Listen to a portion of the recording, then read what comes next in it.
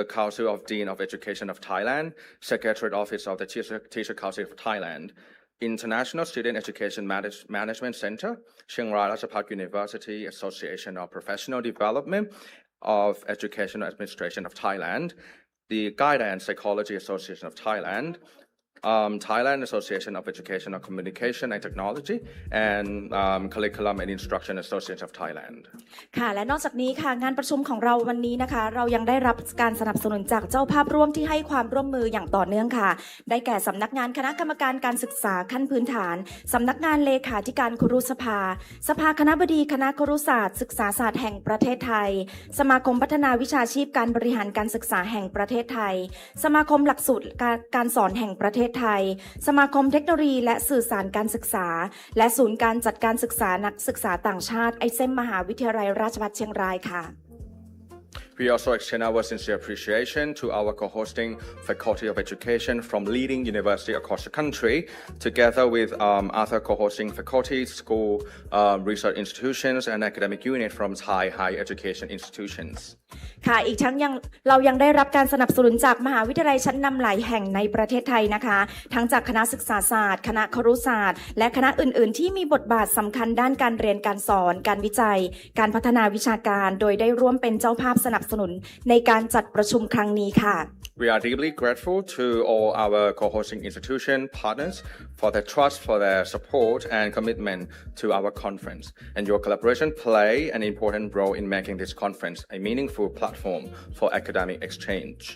ค่ะและขอบพระคุณหน่วยงานเจ้าภาพร่วมทุกท่านนะคะที่ให้การสนับสนุนอย่างต่อเนื่องค่ะซึ่งการประชุมในวันนี้นะคะจึงนับเป็นเวทีสำคัญค่ะที่เปิดโอกาสให้กับนักวิจัยได้พบปะแลกเปลี่ยนเรียนรู้องค์ความคิดแนวคิดและประสบการณ์ด้านวิจัยและงานวิชาการค่ะ Ladies and gentlemen, we'd like to remind all participants that the conference program, presentation materials, conference proceedings, and evaluation form are available online. You may access these materials by scanning the QR code providing on your registration card. We encourage you to use this material, these resources throughout the day and to complete the evaluation form before the end of the conference. ค่ะและสำหรับเอกสารประกอบการประชุมทั้งหมดค่ะทั้งกำหนดการสไลด์การบรรยายเอกสารการนำเสนอผลงานวิจัย proceeding ค่ะและแบบประเมินความพึงพอใจนะคะได้จัดเตรียมไว้ในรูปแบบดิจิทัลค่ะทุกท่านสามารถสแกน QR code จากเอกสารที่ได้รับในช่วงลงทะเบียนเพื่อเข้าถึงเอกสารต่างๆได้ค่ะ Should you need any assistance, please contact a member of our organizing team. Ladies and gentlemen, allow me to share a brief overview of today's program. This morning, we will begin with the official opening ceremony, including the conference report by Professor Dr. Kanit Kiawichai, Dean of the Faculty of Education, Silpakorn University, followed by the opening remark by Professor Dr. Thanaset Ngauhiranpat, President of Silpakorn University. And the ceremony will also include a special Thai cultural performance. Presented by students from the demonstration school of Silpakorn University. ค่ะและในโอกาสนี้ค่ะดิฉันขอแจ้งกำหนดการเบื้องต้นในงานวันนี้นะคะโดยงานภาคเช้าจะเริ่มด้วยพิธีเปิดงานซึ่งวันนี้ศาสตราจารย์ดร.คณิตเขียววิชัยคณบดีคณะศึกษาศาสตร์ในฐานะเจ้าภาพหลักและเป็นผู้กล่าวรายงานต้อนรับและวัตถุประสงค์ของงานนะคะและเราได้รับเกียรติจากศาสตราจารย์ดร.ธนเศรษฐ์เงาหิรันพัฒน์อธิการบดีมหาวิทยาลัยศิลปากรจะเป็นประธานในพิธีกล่าวเปิดงานในวันนี้ค่ะนอกจากนี้ค่ะเรายังมีการแสดงชุดพิเศษที่ชื่อว่าเพลีเอกลักษณ์ค่ะซึ่งเป็นการแสดงนาฏศิลป์ไทยจากนักเรียนโรงเรียนสาธิตมหาวิทยาลัยศิลปากรระดับมัธยมศึกษาค่ะและนอกจากนี้ค่ะเรายังได้รับเกียรติจากวิทยากรพิเศษจำนวน3ท่านค่ะ And after the opening ceremony, we will proceed with 3 plenary sessions delivered by our distinguished international speakers. And this year, we are privileged to welcome internationally recognized scholars and researchers from many countries. Our first plenary speaker joining us here at Silpakorn University is Professor Dr. Tanya Fitzgerald from the University of Western Australia. Welcome, Professor Tanya. The second one, we are very delighted to welcome Professor Dr. Willie from the National Institute of Education, Nanyang Technological University, Singapore. And the third one, the third plenary speaker is Associate Professor Dr. Shui Wei from the City University of Macau, from Macau. ค่ะและวิทยากรพิเศษท่านแรกนะคะศาสตราจารย์ดรธัญญาฟิชเชอรัลมหาวิทยาลัยเวสเทิร์นออสเตรเลียประเทศออสเตรเลียค่ะและวิทยากรท่านที่2ค่ะดรวิลลี่อาเดรียนเรนันเดียจากสถาบันการศึกษาแห่งชาติมหาวิทยาลัยเทคโนโลยีนันยางประเทศสิงคโปร์ค่ะและวิทยากรท่านที่3ค่ะรองศาสตราจารย์ดรสุยเวยมหาวิทยาลัยมาเก๊าเขตบริหารพิเศษมาเก๊าแห่งสาธารณรัฐประชาชนจีนค่ะ We are pleased to welcome all of the distinguished speakers joining us here at Silpakorn University. And in the afternoon, we also have the virtual keynote presentation. We are pleased to welcome Assistant Professor Dr. Patamawati Taibei from University of Barcelona, Indonesia. And also, we are honored to welcome Professor Dr. Xiao Xingling from China, from Shanghai Normal University. ค่ะและในช่วงบ่ายนะคะเรายังมีวิทยากรพิเศษจำนวน2ท่านนะคะในห้องของออนไลน์นะคะที่จะมาบรรยายในรูปแบบออนไลน์ห้องย่อยค่ะท่านแรกผู้ช่วยศาสตราจารย์ดรปัตมาเวดีไตเบมหาวิทยาลัยโบโซวาประเทศอินโดนีเซียค่ะและสำหรับท่านที่2ค่ะศาสตราจารย์ดรชาวชิวหลิงค่ะมหาวิทยาลัยครุศาสตร์เซี่ยงไฮ้สาธารณรัฐประชาชนจีนค่ะFollowing the virtual keynote presentation, participants will continue with parallel sessions in English, Thai, and Chinese, reflecting the international and multilingual characters of our conference. Room assignments and Zoom links can be found in the conference material, which are accessible through the QR code provided on your registration card.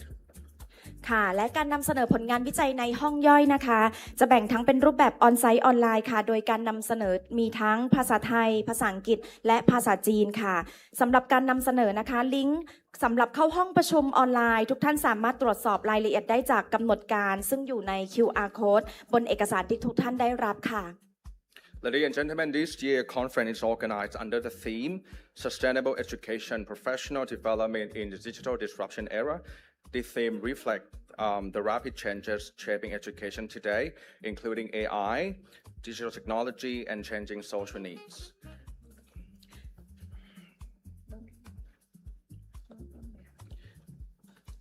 ค่ะและก่อนจะเข้าสู่พิธีการอย่างเป็นทางการค่ะดิฉันขอเรียนเชิญทุกท่านยืนขึ้นร่วมแสดงความไว้อาลัยและน้อมสำนึกในพระมหากรุณาธิคุณแด่สมเด็จพระนางเจ้าสิริกิติ์พระบรมราชินีนาถพระบรมราชชนนีพันปีหลวงและสมเด็จพระเจ้าลูกเธอเจ้าฟ้าพัชรกิติยาภานเรนทิราเทพยวดีกรมหลวงราชสารินีสิริพัชรมหาวชรราชธิดาโดยยืนขึ้นเป็นเวลา1 นาทีค่ะ Before we continue with the program, I'd like to respectfully invite everyone to stand for a moment of silence. This moment is to offer our deepest tribute to Her Majesty Queen Sirikit, the Queen Mother, and Her Royal Highness Princess Pacharakitiyapa. May I kindly ask everyone to stand. Let us now observe 1 minute of silence.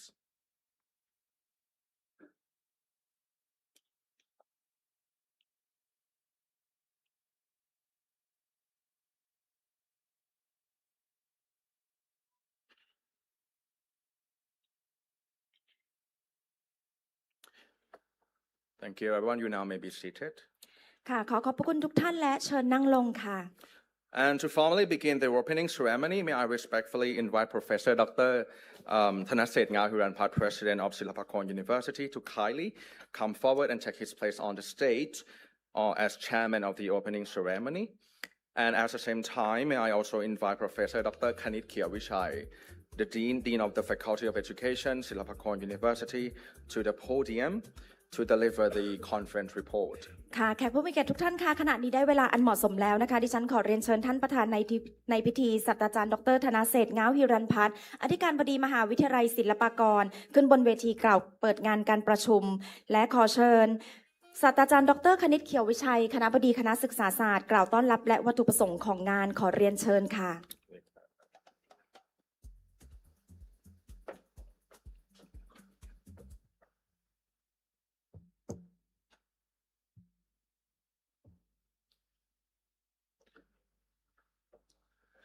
President of Silpakorn University, dedicated from co-hosting institutions, plenary speaker, keynote speaker, lecturer, presenter, participants, ladies and gentlemen.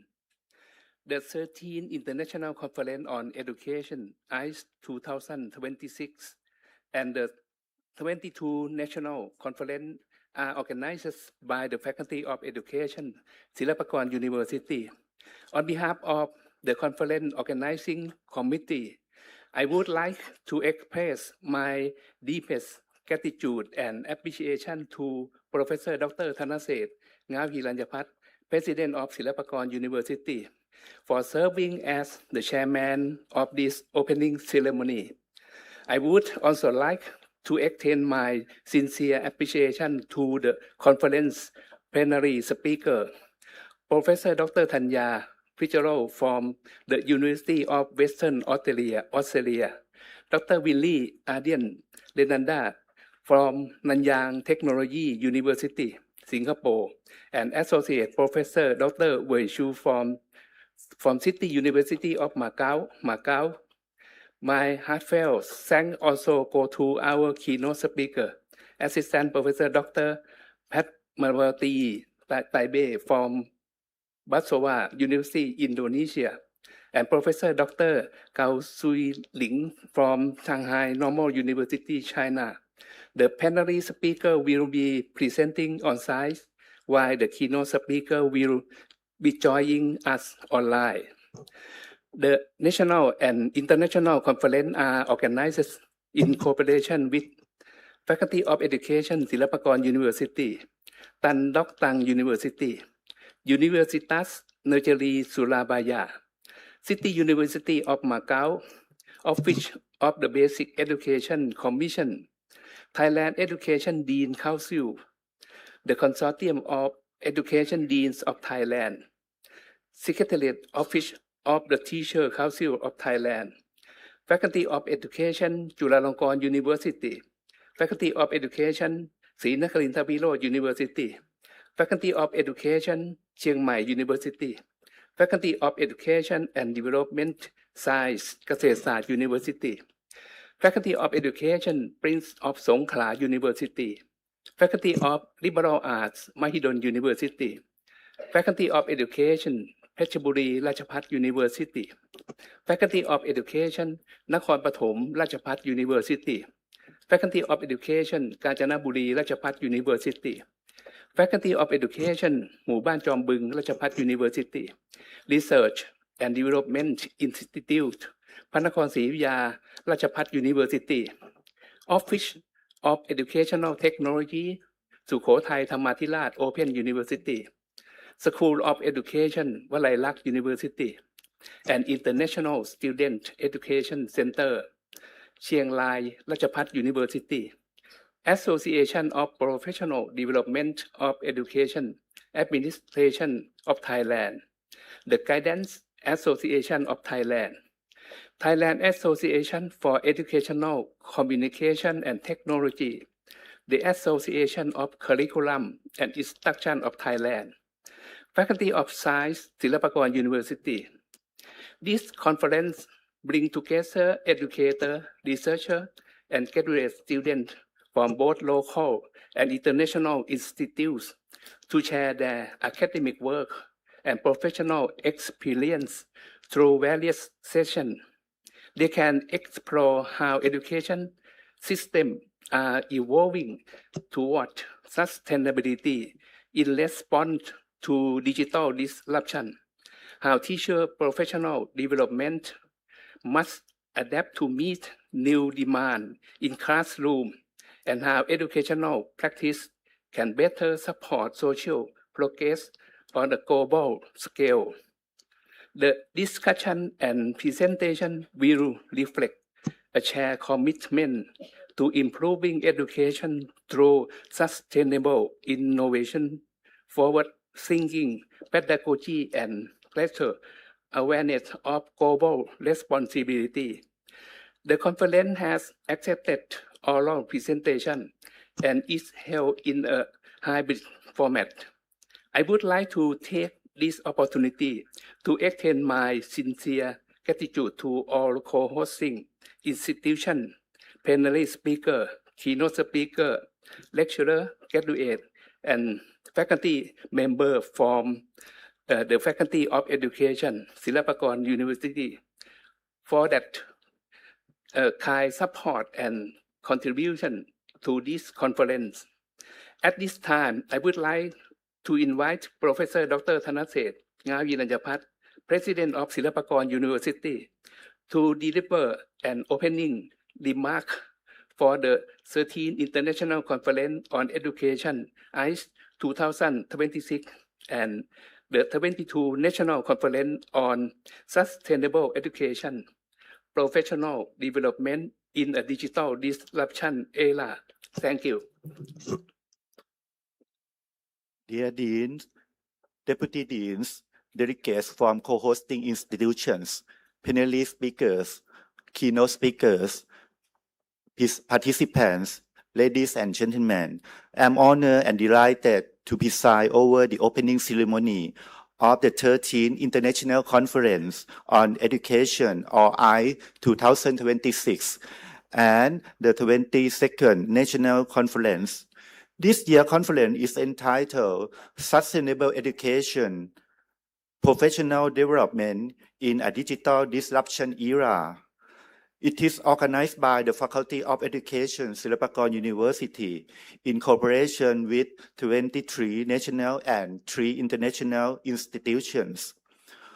Organizing this conference is an important step for the Faculty of Education, Silpakorn University, in fulfilling its academic mission through collaboration with other institutions. It aims to transfer research-based knowledge, learning innovations, and technological advancements for educational development. In addition, this conference provides an opportunity for teachers, educators, and educational personnel to come together and share their knowledge and experience in educational research and related fields. I sincerely hope that this conference will empower participants to broaden their perspectives on sustainable education while mastering the research and digital innovations essential for the digital disruption era. The primary goal of professional development is to support administration, lecturers, and educational personnel in enhancing the quality of education at both national and international levels. At this opportune moment, I am pleased to officially declare the opening ceremony of 13th International Conference on Education and the 22nd National Conference entitled Sustainable Education, Professional Development in Digital Disruption Era. I would like to express my sincere gratitude to the administrators and staff of the Faculty of Education, Silpakorn University, as well as the conference committee from all departments and partner institutions for their dedication and hard work in organizing this event. Finally, I wish this conference great success in every aspect. Thank you very much.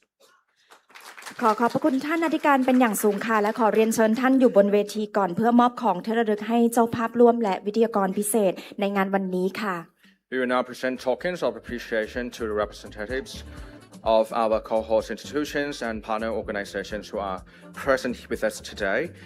As each institution is announced, may I kindly invite its representatives to come forward to receive the token appreciation from our president.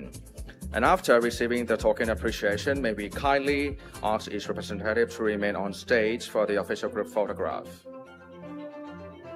May I now invite the representative of Thon Duc Thang University from Vietnam. ในโอกาสนี้ค่ะขอเรียนเชิญท่านอธิการบดีมอบของที่ระลึกแด่หน่วยงานเจ้าภาพร่วมของเราในวันนี้ทั้ง13หน่วยงานค่ะโดยลำดับแรกขอเรียนเชิญตัวแทนจากมหาวิทยาลัยตงดึกถังประเทศเวียดนามขึ้นด้านบนเวทีค่ะ Next, the Office of the Basic Education Commission. ลำดับที่2ค่ะตัวแทนจากสำนักงานคณะกรรมการการศึกษาขั้นพื้นฐานค่ะ Next, may I kindly invite the representative of the Thailand Education Dean Council, the Faculty of Education, Nakhon Pathom Ratchapat University, and the Association of Professional Development of Educational Administration of Thailand.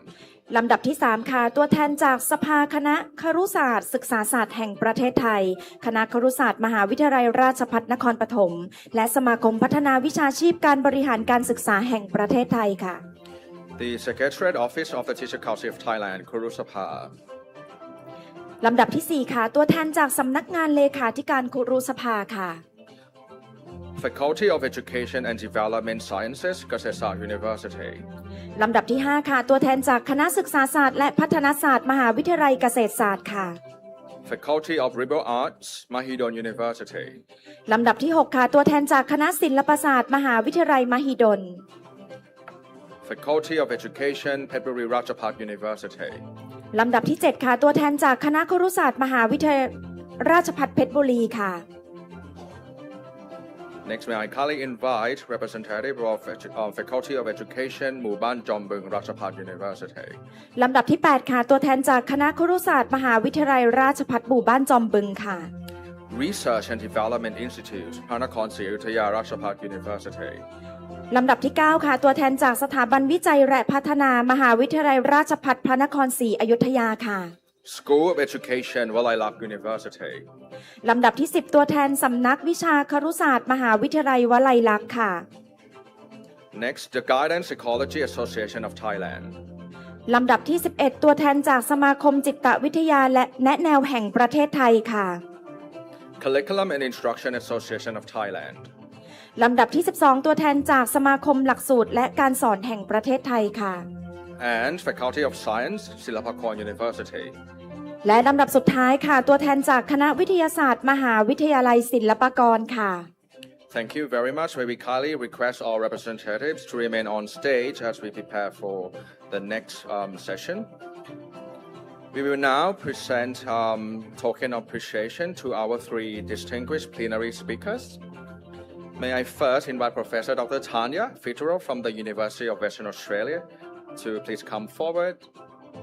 ค่ะขอบพระคุณตัวแทนหน่วยงานเจ้าภาพร่วมทุกท่านนะคะลำดับต่อไปขอเรียนเชิญท่านอธิการบดีมอบของที่ระลึกแด่วิทยากรพิเศษทั้ง3ท่านของเราค่ะโดยลำดับแรกขอเรียนเชิญศาสตราจารย์ดรธัญญาฟิเจโรมหาวิทยาลัยเวสเทิร์นออสเตรเลียขึ้นบนเวทีเพื่อรับมอบของที่ระลึกขอเรียนเชิญค่ะ And after receiving the token appreciation, may we kindly ask each of the plenary speaker to remain on stage for the official photograph.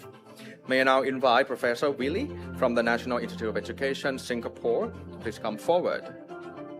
ลำดับถัดไปขอเรียนเชิญดรวิลลี่อาเดียนเรนันเดียจากสถาบันการศึกษาแห่งชาติมหาวิทยาลัยเทคโนโลยีนันยางจากประเทศสิงคโปร์ค่ะ May I now invite Associate Professor Dr. Shi Wei from the City University of Macau. ลำดับต่อไปขอเรียนเชิญรองศาสตราจารย์ดรสุยเวยมหาวิทยาลัยมาเก๊าจากเขตบริหารพิเศษมาเก๊าแห่งสาธารณรัฐประชาชนจีนขึ้นบนเวทีค่ะ In recognition of his leadership and continued support for academic excellence, we now like to present a token appreciation to the president of our university. May I respectfully invite Professor Dr. Kanit, the dean, to kindly present souvenir to the president as a heartfelt gesture of gratitude. ขอบพระคุณวิทยากรทั้ง3ท่านค่ะลำดับต่อไปขอเรียนเชิญศาสตราจารย์ดรคณิตเขียววิชัยคณบดีคณะศึกษาศาสตร์ขึ้นบนเวทีเพื่อมอบของที่ระลึกให้แก่ท่านอธิการบดีมหาวิทยาลัยศิลปากรค่ะ Before we move to the next part of the program, we'd like to take an official group photo to mark this special occasion.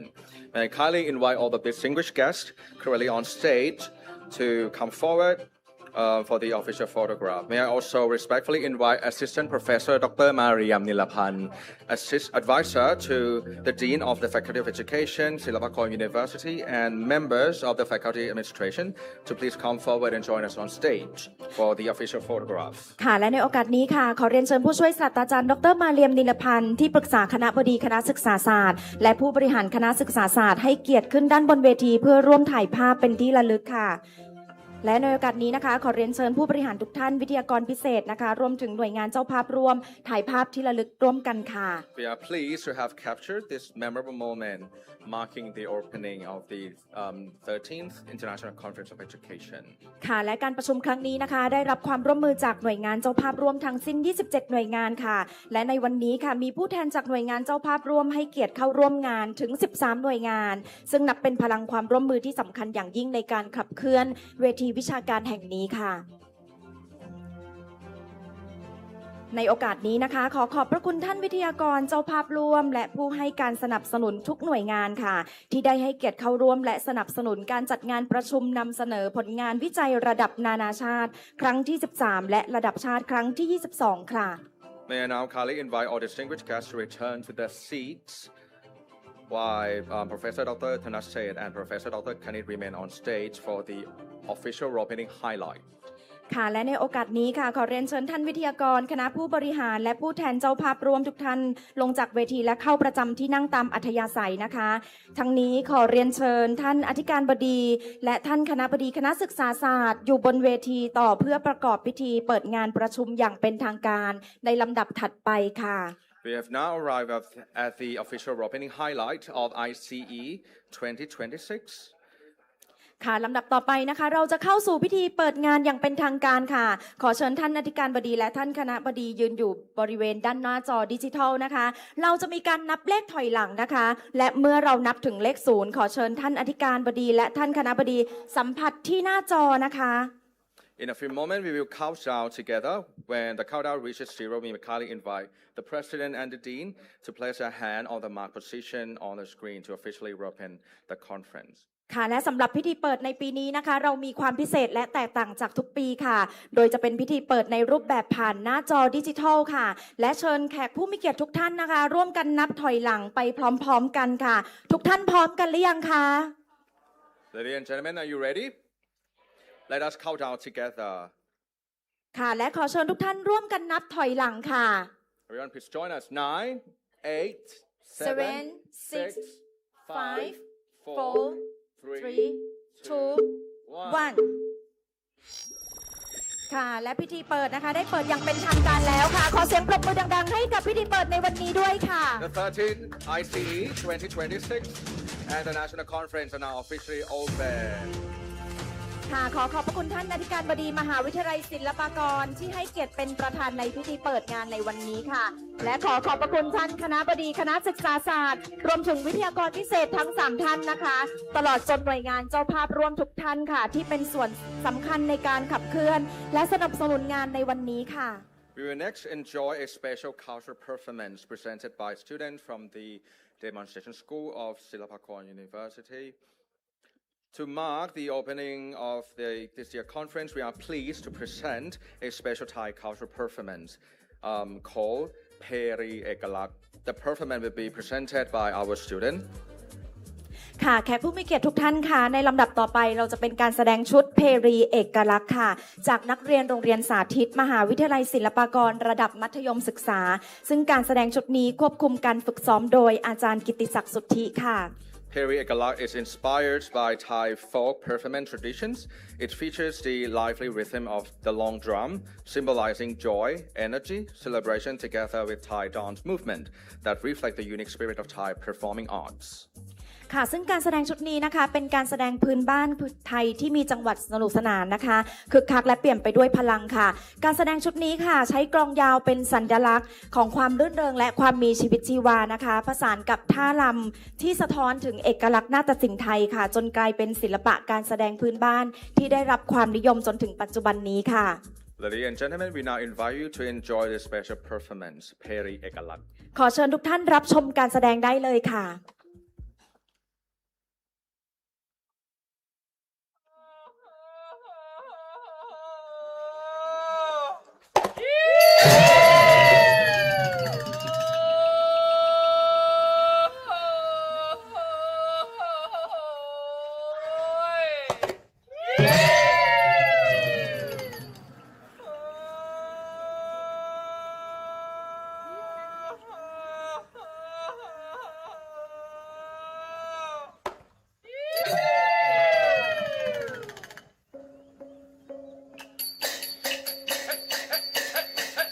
เ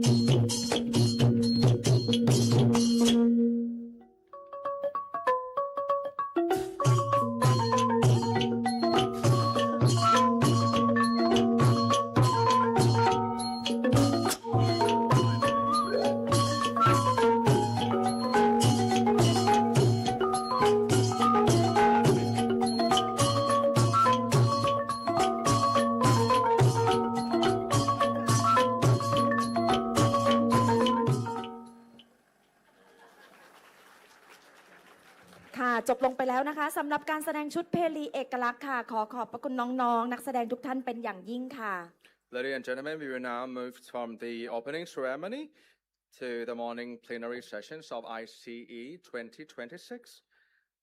This morning, we are honored to welcome three distinguished speakers from Australia, from Singapore, and from Macau.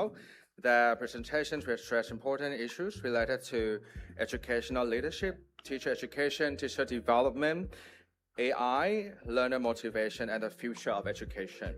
And these sessions are closely aligned with this year's conference theme, Sustainable Education Professional Development in the Digital Disruption Era. They invite us to reflect on how education can respond to rapid change while remaining meaningful, ethical, and sustainable. We hope that the plenary session will offer valuable insight and stimulate new thinking, and also provide a strong foundation for discussions that will continue throughout the day. ค่ะแขกผู้มีเกียรติทุกท่านคะขณะนี้เป็นช่วงเวลาสำคัญของงานเราค่ะลำดับถัดไปนะคะจะเป็นช่วงการนำเสนอความรู้และการแบ่งปันประสบการณ์จากผลงานของวิทยากรรับเชิญพิเศษทั้ง3ท่านในวันนี้ค่ะ We will now begin our first plenary session. It is my great honor to introduce Professor Dr. Tanya Fitzgerald from the University of Western Australia, where she serves as Dean of the Graduate School of Education.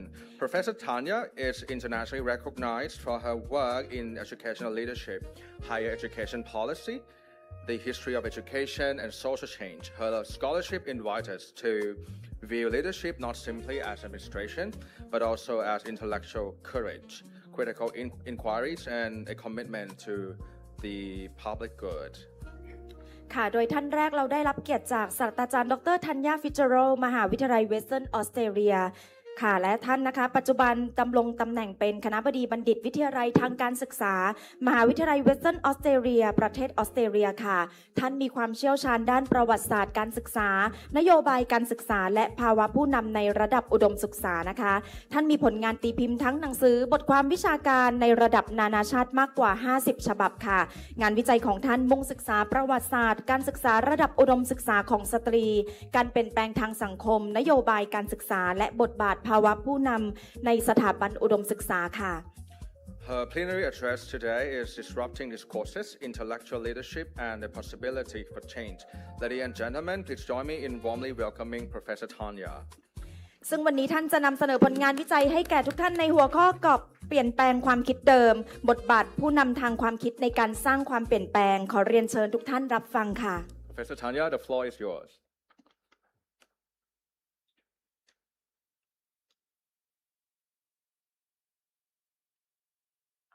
Oh, does it?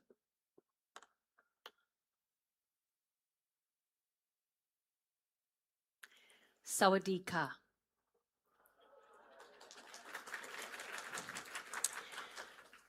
I commence this address by acknowledging that I live and work on the unceded lands of the Whadjuk Noongar peoples of Western Australia. I acknowledge and pay my respects to all First Nations peoples, their ancestors and elders, those who have come before us and guided us, and those with us now who share their wisdom and knowledges. Thank you for this invitation to deliver this address as part of the 13th Annual International Conference on Education. My sincere thanks to the Faculty of Education here at Silpakorn University for their hospitality and their foresight in bringing us together today to share our work, foster the exchange of knowledge, and connect with one another. It is indeed a privilege to be part of the ongoing history of this annual conference. Thank you. I'd like to begin by setting the scene. We live in challenging times. The world is a little more unsteady, even unstable, and the environments in which we live and work are slowly becoming less hospitable given the accelerating pace of climate change, political and economic volatilities, educational inequalities, and everyday insecurities. Against this backdrop of change and uncertainties, it is fitting that conferences such as this offer opportunities to talk collectively about the transformative possibilities of higher education and to reimagine the role of education more broadly in advancing global well-being, democratic participation, and a sustainable way of life. In thinking about the possibilities of change and for change, there is a twofold challenge to consider. Firstly, how might we challenge what is occurring? And on the other hand, and secondly, embrace the possibilities that change can offer. My intention is not to set a scene that is bleak in its outlook. I want to emphasise too that there is cause for optimism.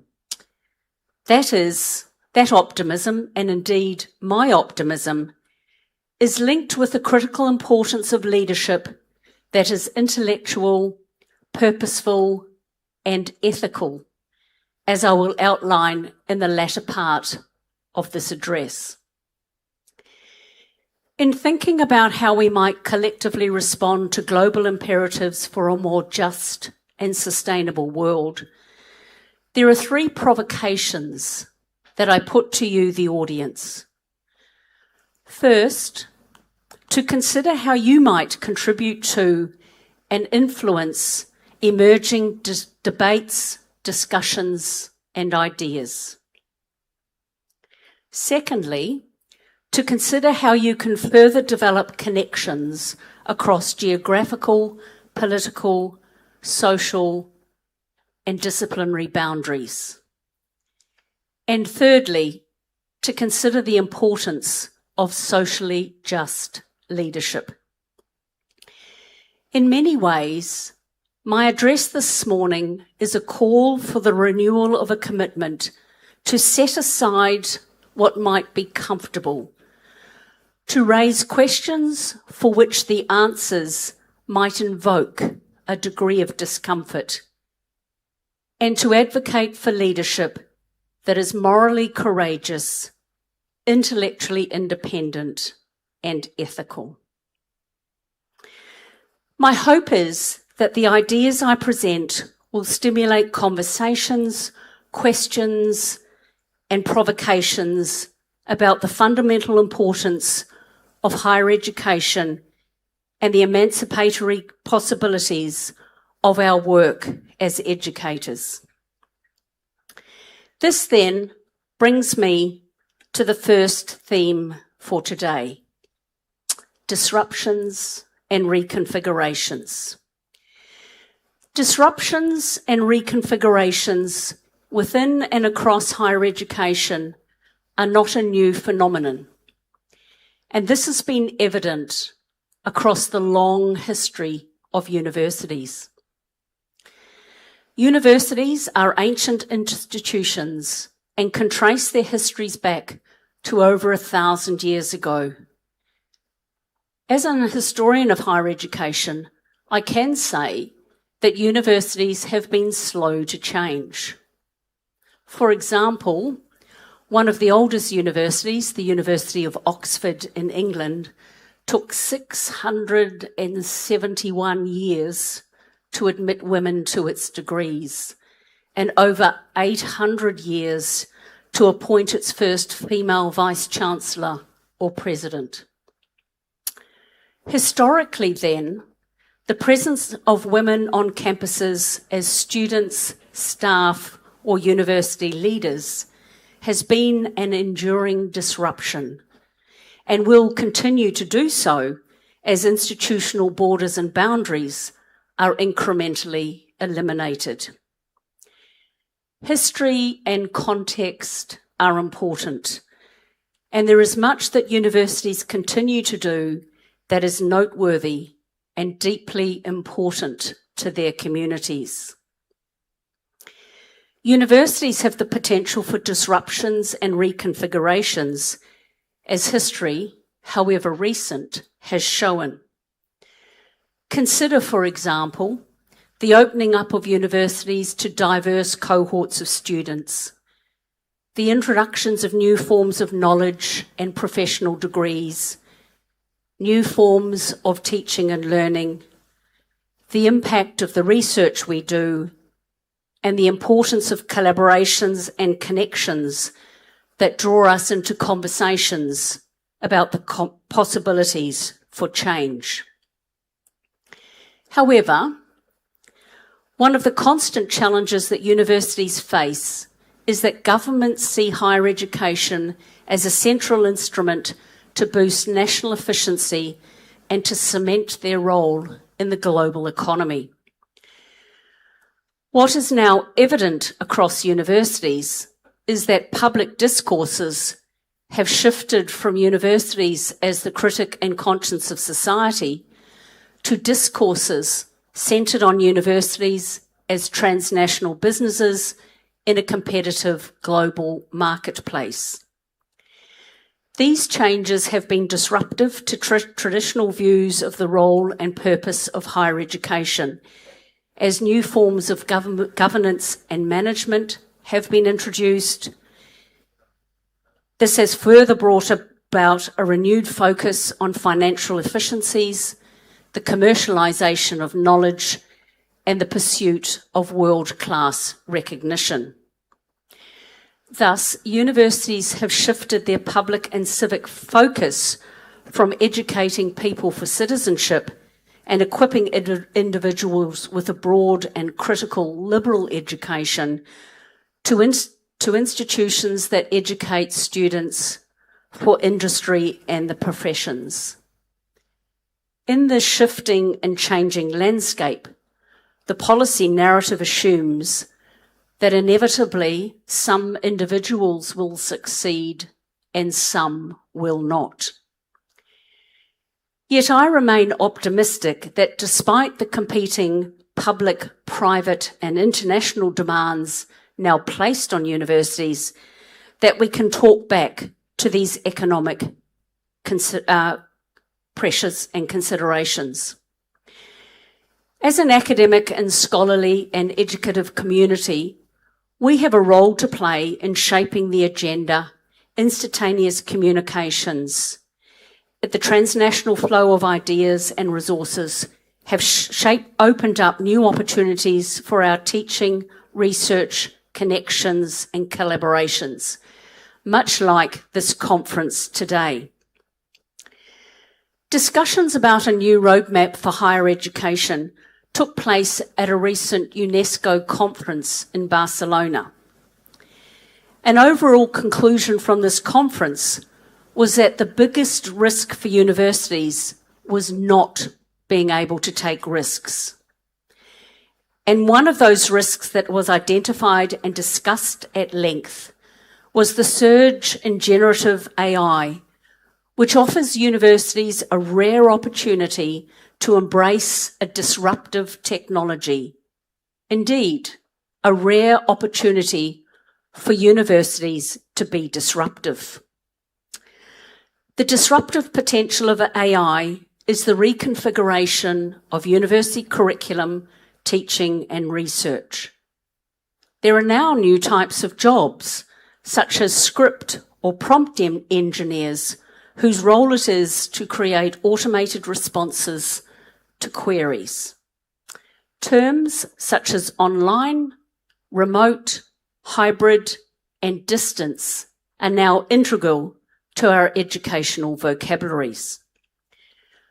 Learning can occur beyond the classroom, beyond geographical borders, across time zones, and connect a global audience.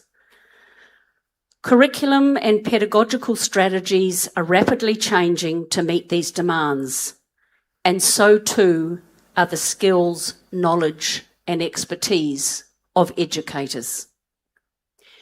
The use of technologies for pedagogical purposes is not, however, a new feature, as units or subjects, courses and degrees have previously included a range of technologies. A global pandemic hastened these changes with a mass pivot to virtual modes of study and virtual engagement via online platforms. This has opened up connections, and the world now seems a little less fractured. And the university campus as a space has been reconfigured as work and study become more flexible. These are all positive changes that have rebounded to the benefit of students and staff. So we have had a history, however recent, of responding to disruptions and the potential that change offers. As Betts suggests, there is no going back. There is now a radically different world for universities to accept and embrace. But there remains a great deal that is unquestioned or even unchallenged. Higher education has an indispensable role to play in gathering and transmitting knowledge. In other words, higher education is a public good that is concerned with social and civic transformation. This therefore places both emphasis and responsibility on universities to be transformational, to actively engage in democratic processes, to have a sense of purpose, and to do good work. Doing good work well, as Piri reminds us, is about engaging in research and scholarship, not as an end in itself, but it's for its intellectual and public value. That is, having a sense of purpose to respond to new ways of knowing and understanding, and to have a sense of, if not commitment to, what is possible. Yes, there are disruptions, changes and uncertainties, all of which open up new spaces considering how change can impact us all. Central to this is the role of educators and the importance of evidence-informed practices and evidence-based data that we bring to our teaching, research, knowledge exchange, and professional development. It is about being critical about what we witness, how we research, and the questions that we ask. Asking questions, being uncomfortable about what is occurring, and transgressing boundaries are the foundational commitments of a critical researcher. A further commitment is to being an intellectual leader. And this then brings me to my second theme. For quite some time now, I have been undertaking research and writing about intellectual leadership. I am captured by the transformative possibilities that are at the heart of intellectual leadership. To this end, I would like to propose a working definition of intellectual leadership. And this is: intellectual leadership is the ability to guide, influence, and inspire others through advanced knowledge, critical thinking, and often a commitment to social justice.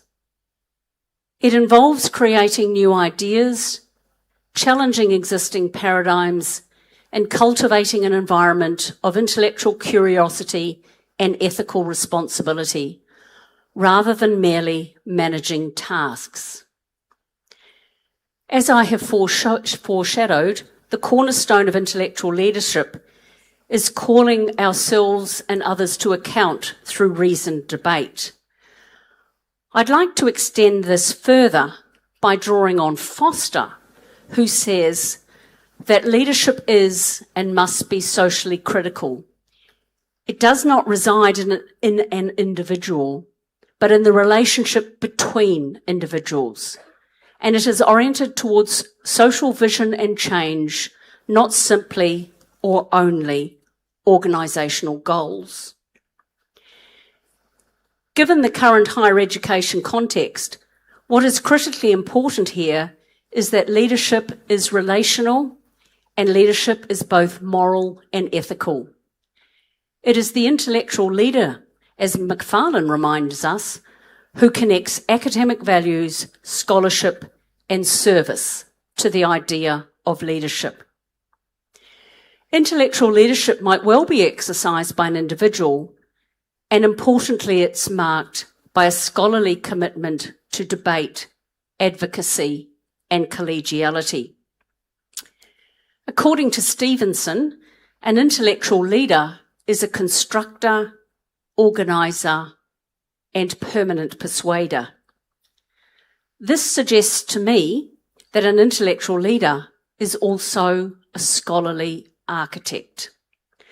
To my mind, then, a scholarly architect creates the necessary relational conditions or intellectual culture in which debate and dissent can flourish, new ideas can emerge, and questions raise that challenge taken for granted norms and beliefs. So being an intellectual leader might involve any of the following.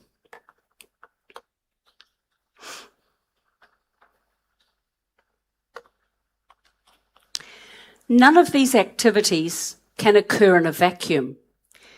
Central to being a leader is connection with people and place. That is, leadership is a collective activity. Primarily, an intellectual leader is an academic citizen and a knowledge producer. It is about building an intellectual community that is underpinned by values, ethics, principles, and connections. It's not about a defined set of institutional tasks and objectives or linked with a portfolio of activities or an institutional role. An intellectual leader is a constructive disruptor, or indeed a boundary transgressor, who generates new forms of knowledge, questions the status quo, and calls those in power to account. This may seem like a seditious set of actions and activity. Disrupting the powerful is in itself a critical and ethical act. Intellectual leadership, as I have outlined, does not occur in a vacuum, but rather is a complex and complicated set of activities that draw on scholarly or professional expertise and critical inquiry in the public realm. It is about breaking norms and boundaries. It is about advancing new knowledge and stepping beyond the status quo. Stepping beyond the status quo to tackle new knowledge, to create open and discursive spaces for debate, inquiry and critique, and to identify the possibilities of change and for change. So what I am suggesting this morning is that intellectual leadership invokes a level of public responsibility to advocate for new ideas and knowledge, no matter how precarious the social, political, or intellectual climate. And to bring this knowledge, purpose, and action to our everyday interactions and everyday activities. At its core, I would suggest there are 5 key attributes, and you can see them here on the overhead. So knowledge and vision involves providing direction by developing and communicating novel ideas. Intellectual humility is accepting that you may not have all the answers and recognising the value of curiosity over certainty. Critical thinking involves challenging established norms and thinking critically about precarious times, as I have outlined, and being ethical, which is the centre of what is intellectual leadership, is a commitment to the shaping and production of knowledge to address complex problems and to use evidence-based solutions that are focused on positive societal changes. To recap then, and before I move to my third theme, at the heart of being an intellectual leader and exercising intellectual leadership is our role as the critic and conscience of society, being critical and speaking back, or, as Collins points out, it is about being an intellectual activist. I'm reminded here of the arguments of long-term policy activist and scholar Michael Apple, who is unequivocal in his argument that the best way to understand what any set of institutions, policies and practices does is to see it from the standpoint of those who have the least power. That is, every institution, policy and practice, and especially those that now dominate education and the larger society, establishes relations of power in which some voices will be heard most clearly. We do not exist on a level playing field.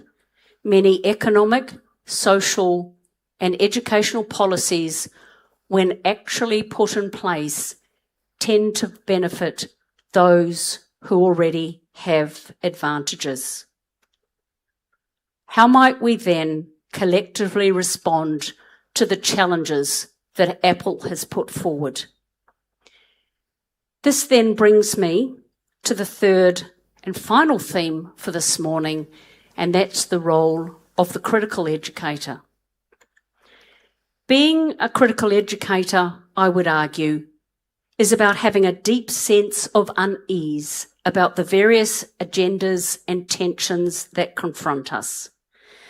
Being critical is an invitation to actively and consciously encourage debate and dissent through evidence-informed knowledge production. It is about thinking about ourselves not as academics, educators, practitioners, researchers, or individuals, but as policy activists with a professional, intellectual, and ethical mandate to challenge the contradictions, orthodoxies, and inequities of public policy.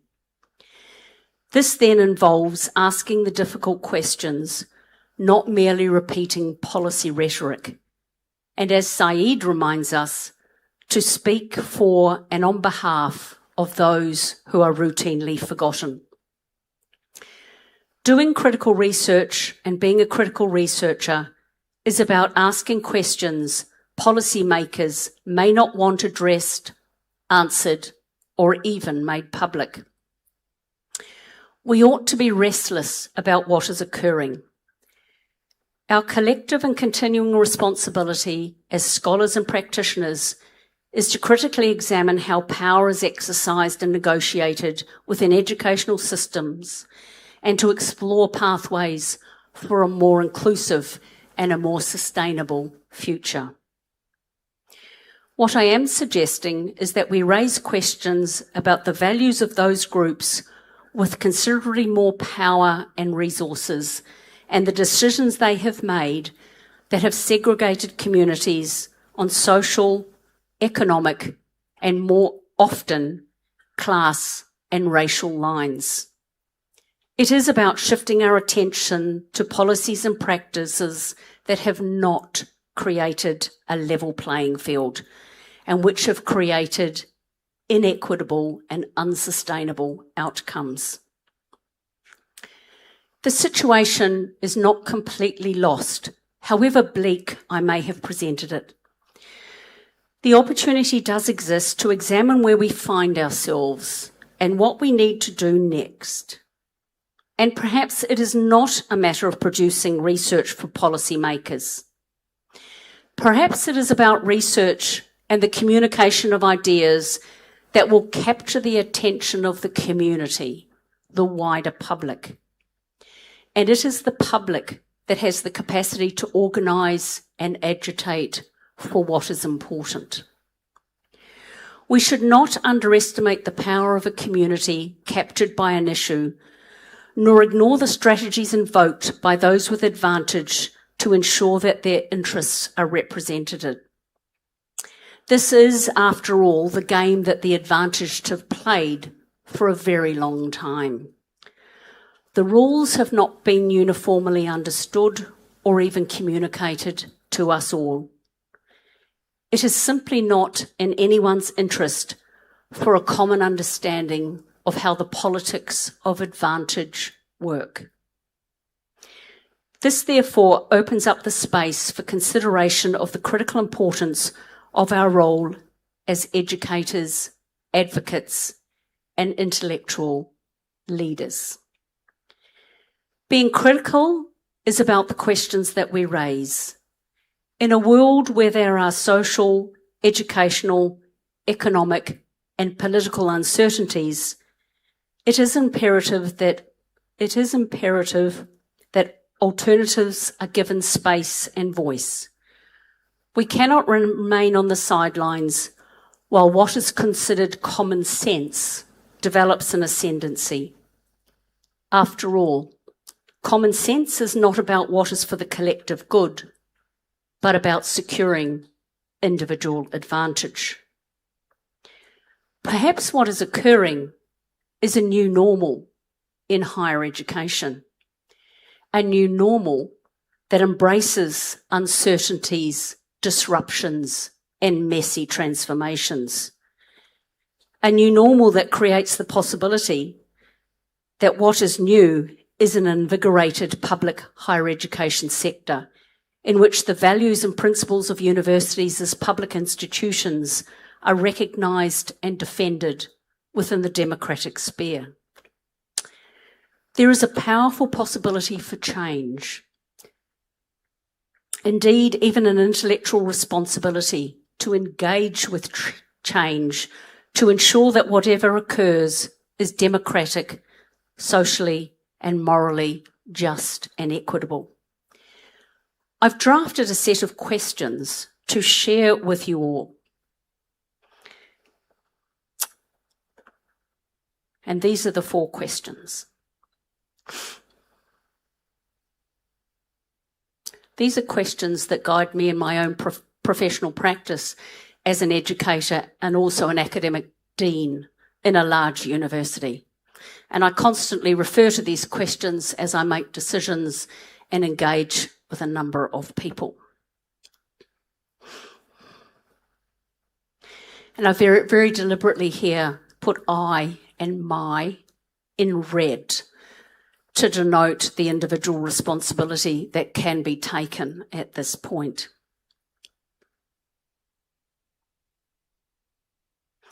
I hope that these questions, or even provocations, stimulate further conversations across and beyond this conference. These may not be questions easily answered, or may indeed create a level of unease. In thinking further about our intellectual responsibilities, it is critical that we continue to disrupt discourses that call for common sense solutions. After all, common sense, as I've outlined here today, is how the advantaged continue to secure privilege. Part of our role as professionals, educators, researchers, and practitioners is to draw on our own collective memories and our own intellectual resources to speak out and speak back, to be discontented with the status quo. Being pragmatic, however, the creation and maintenance of sustained public debate is difficult. But this is a challenge, not an obstacle. Peter Berger has offered a prophetic statement that I'd like to share with you now. The culture in which we live is perhaps the most claustrophobic that has ever existed. In the culture of globalization, there is no glimpse of an elsewhere, of an otherwise.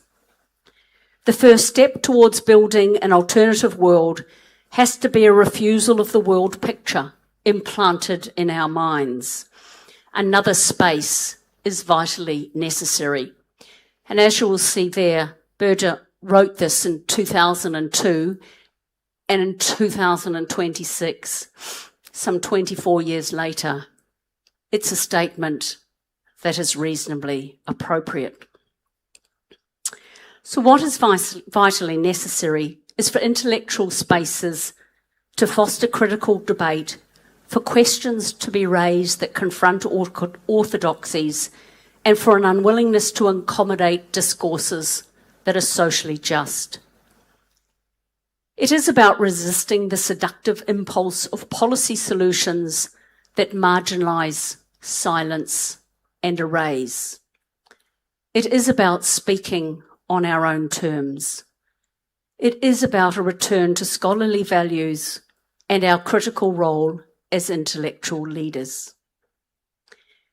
It is about leading productive and socially just change. And this is the transformative potential of higher education and education more broadly. I hope that my thoughts that I have shared provide a level of stimulation in the various conversations that you might have, not just today, but as your own careers unfold. At whatever stage in your career you are at, my plea is for you not to wait until tomorrow to act in critical ways and contribute to critical debates. Yes, I will admit that it is easier to remain on an academic treadmill and accede to the performative demands of the modern universities. In many ways, my own academic career might have been less fraught if I had simply followed the rules. Thank you. Thank you very much, Professor Tanya, for the thought-provoking and inspiring presentation. ค่ะขอขอบพระคุณศาสตราจารย์ดรธัญญาฟิตเจอรัลมหาวิทยาลัยเวสเทิร์นออสเตรเลียนะคะที่ได้นำเสนอความรู้ให้กับพวกเราในวันนี้ค่ะ This morning, Professor Tanya reminded us that higher education is not merely a provider of knowledge, but a public good with its responsibility to contribute to social and civic transformation. She challenges us to think beyond comfortable assumption and encourages us to embrace what she describes as intellectual leadership. Leadership that is morally courageous, intellectually independent, and committed to the public purposes of education. Perhaps most importantly, she reminded us that meaningful change begins when we create intellectual space where questions can be raised, orthodox can be challenged, and alternative possibility can emerge. Please join me once again in thanking Professor Tanya in sharing this valuable insight with us today. ค่ะจากการบรรยายของศาสตราจารย์ดรธัญญาฟิตเจอรัลนะคะในหัวข้อการเปลี่ยนกรอบความคิดเดิมภายใต้บทบาทของผู้นำทางความคิดในการสร้างการเปลี่ยนแปลงค่ะทำให้เราเห็นว่าท่ามกลางความเปลี่ยนแปลงและความท้าทายของสังคมนะคะโดยเฉพาะด้านการศึกษาค่ะมีบทบาทสำคัญในการสร้างองค์ความรู้เปิดพื้นที่แห่งการเรียนรู้นะคะซึ่งสาระสำคัญของการบรรยายของท่านนะคะเน้นให้เห็นว่าภาวะผู้นำทางปัญญานะคะไม่ได้เป็นเพียงเรื่องของการบริหารจัดการเท่านั้นค่ะแต่หมายถึงความสามารถในการตั้งคำถามต่อกรอบความคิดเดิมสร้างพื้นที่สำหรับการแลกเปลี่ยนความคิดเห็นนะคะและนำความรู้ไปใช้ประโยชน์ให้กับสังคมส่วนรวมค่ะ Thank you once again, Professor Tanya. We will now take a short coffee break. Refreshments are available at the conference hall foyer just outside this auditorium. You may enjoy your refreshment in the room in front of this conference room, or you may bring them back into this auditorium. ค่ะลำดับต่อไปนะคะขอเชิญแขกผู้มีเกียรติทุกท่านพักรับประทานอาหารว่างค่ะโดยทุกท่านสามารถไปรับอาหารว่างและเครื่องดื่มได้ที่บริเวณหน้าห้องประชุมค่ะแล้วเราจะกลับมาพบกันในห้องประชุมในเวลา 10:20 นาทีค่ะเพื่อรับฟังการนำเสนอผลงานวิจัยในหัวข้อถัดไปขอเรียนเชิญทุกท่านรับเบรกและพักผ่อนตามอัธยาศัยค่ะ Please return to the conference room by 10:20 for our second plenary session which will be delivered by Professor Willie. And ladies and gentlemen, we would like to inform you that the main restroom near the elevator are currently closed for renovation and not available for use. Please choose the other restroom, the other room on the other side of the conference room. When you exit the room, they will be on your right-hand side. ค่ะสำหรับท่านที่ต้องการใช้บริการห้องน้ำนะคะสามารถออกทางประตูห้องประชุมนะคะแล้วเลี้ยวไปทางด้านขวามือได้เลยนะคะนอกจากนี้ค่ะยังมีห้องน้ำให้บริการตั้งแต่ชั้น1นะคะจนถึงชั้น4ภายในอาคารศึกษาศาสตร์3ค่ะ You may also use the restroom on the lower floors from the first to the fourth floor. Sorry for the inconvenience and thank you for your understanding.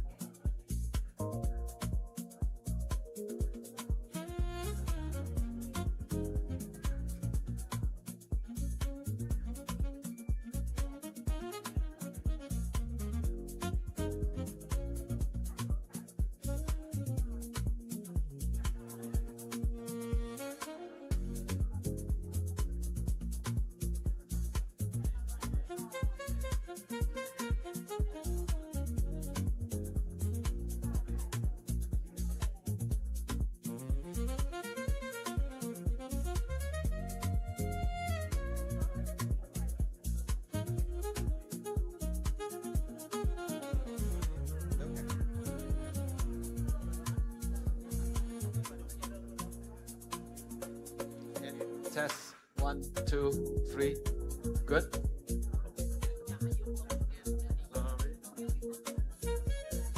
test 1 2 3 test 1 2 3 good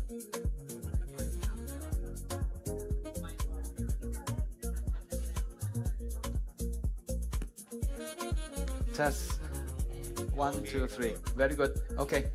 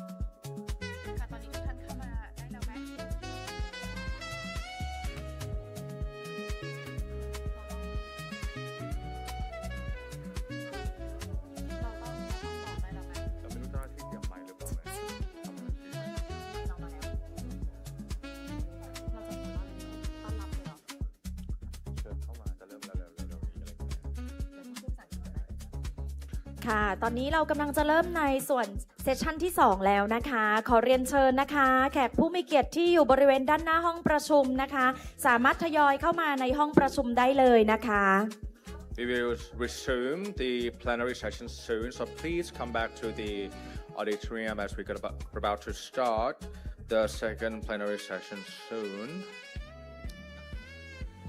ค่ะและในหัวข้อที่2ของการบรรยายนะคะจะบรรยายโดยท่านดร.วิลเลียนอาร์เดียนเรนันเดียจากมหาวิทยาลัยเทคโนโลยีนันยางประเทศสิงคโปร์ค่ะ The second plenary session entitled What Makes a Great 21st Century Language Teacher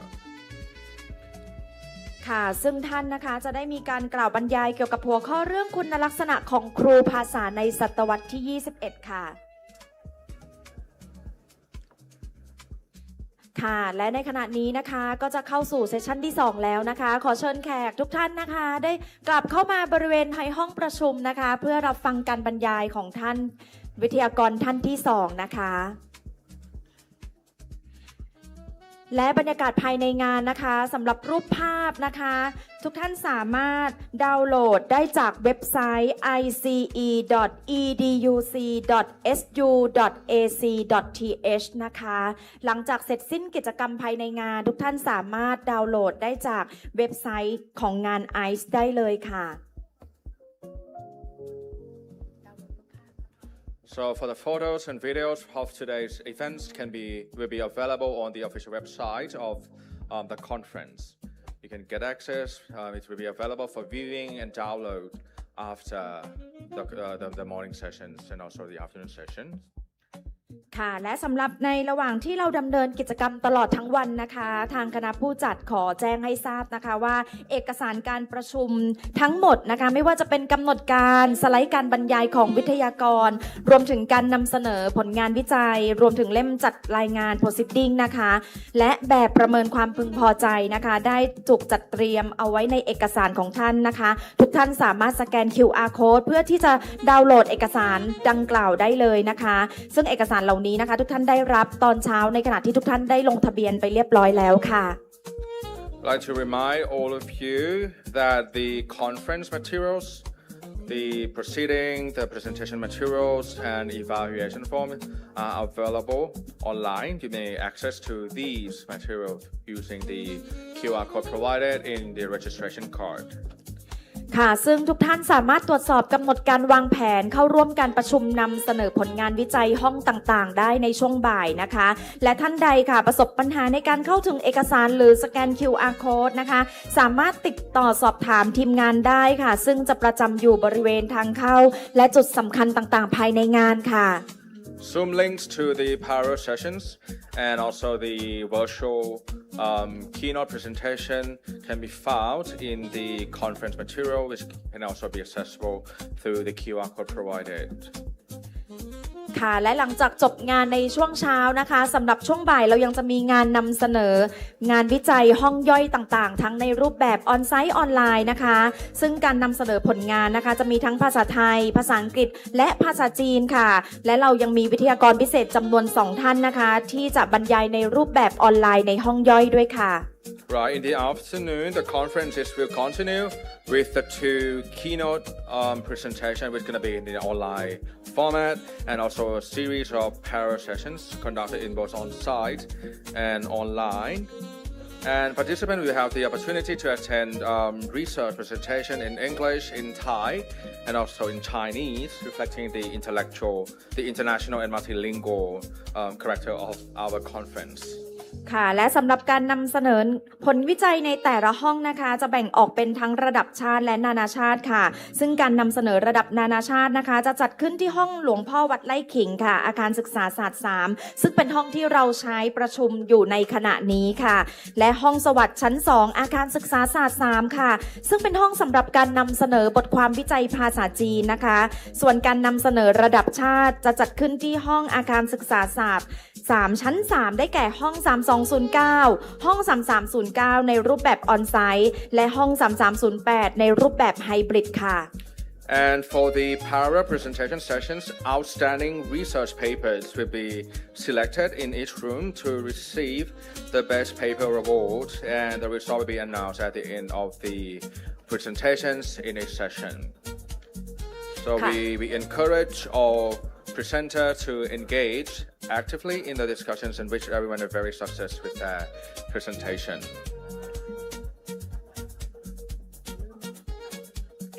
ค่ะและขอต้อนรับแขกผู้มีเกียรติทุกท่านนะคะเข้ามาในห้องประชุมอีกครั้งค่ะลำดับต่อไปนะคะจะเป็นการนำเสนอผลงานวิจัยในหัวข้อที่2ค่ะซึ่งเราได้รับเกียรติจากท่านดรวิลลี่อาเดียนเรนันเดียจากสถาบันการศึกษาแห่งชาติมหาวิทยาลัยเทคโนโลยีนันยางประเทศสิงคโปร์ค่ะ Welcome back. We will now continue with our second plenary session. This session turns our attention to a question central to all educators.What makes a truly great teacher in the 21st century? It is my great pleasure to introduce Dr. Willie Adrian Duranja from the National Institute of Education, Nanyang Technological University, Singapore. Professor Willie is internationally recognized as a leading scholar in English language teaching and language teacher education.His work has contributed extensively to second language acquisition, extensive reading, classroom pedagogy, teacher professional development across Asia and beyond. And today he will share practical insight into the quality, competencies, and professional commitment that characterize effective language teacher in today's changing educational landscape. His plenary presentation is entitled, What Makes a Great 21st Century Language Teacher?ค่ะดรวิลลี่อาเดียนเรนันเดียนะคะซึ่งปัจจุบันท่านเป็นนักวิจัยและผู้เชี่ยวชาญด้านการพัฒนาครูสอนภาษาค่ะโดยเฉพาะภูมิภาคเอเชียนะคะซึ่งท่านมีความเชี่ยวชาญด้านภาษาศาสตร์ประยุกต์การศึกษาภาษาที่2นะคะโดยเฉพาะระเบียบวิธีการสอนภาษาอังกฤษค่ะนอกจากนี้นะคะท่านยังเป็นผู้ก่อตั้งกลุ่มการแลกเปลี่ยนเรียนรู้ครูสอนภาษาจากทั่วโลกด้วยค่ะซึ่งในวันนี้นะคะท่านจะนำเสนอในหัวข้อเรื่องคุณลักษณะของครูภาษาในศตวรรษที่21ค่ะLadies and gentlemen, please join me in warmly welcoming Professor Willie. ค่ะขอเรียนเชิญทุกท่านรับฟังค่ะ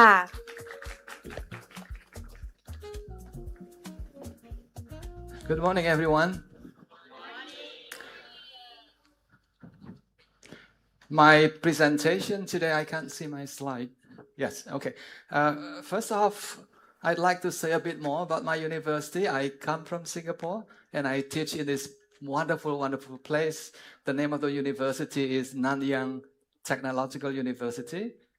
And I belong to a very special faculty within that university. It's the Faculty of Education, but locally it's known as the National Institute of Education.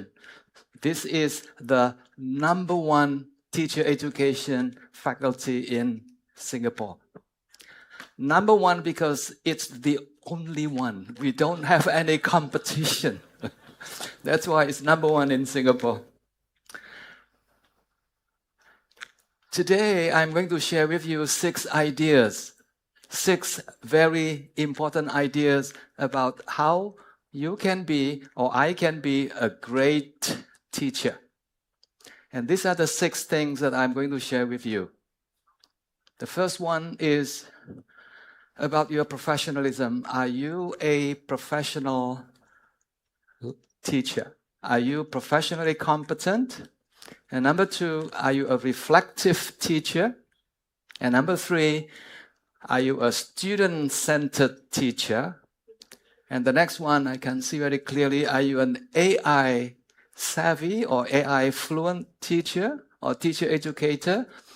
And the next one is, are you the kind of person who keeps on learning throughout life?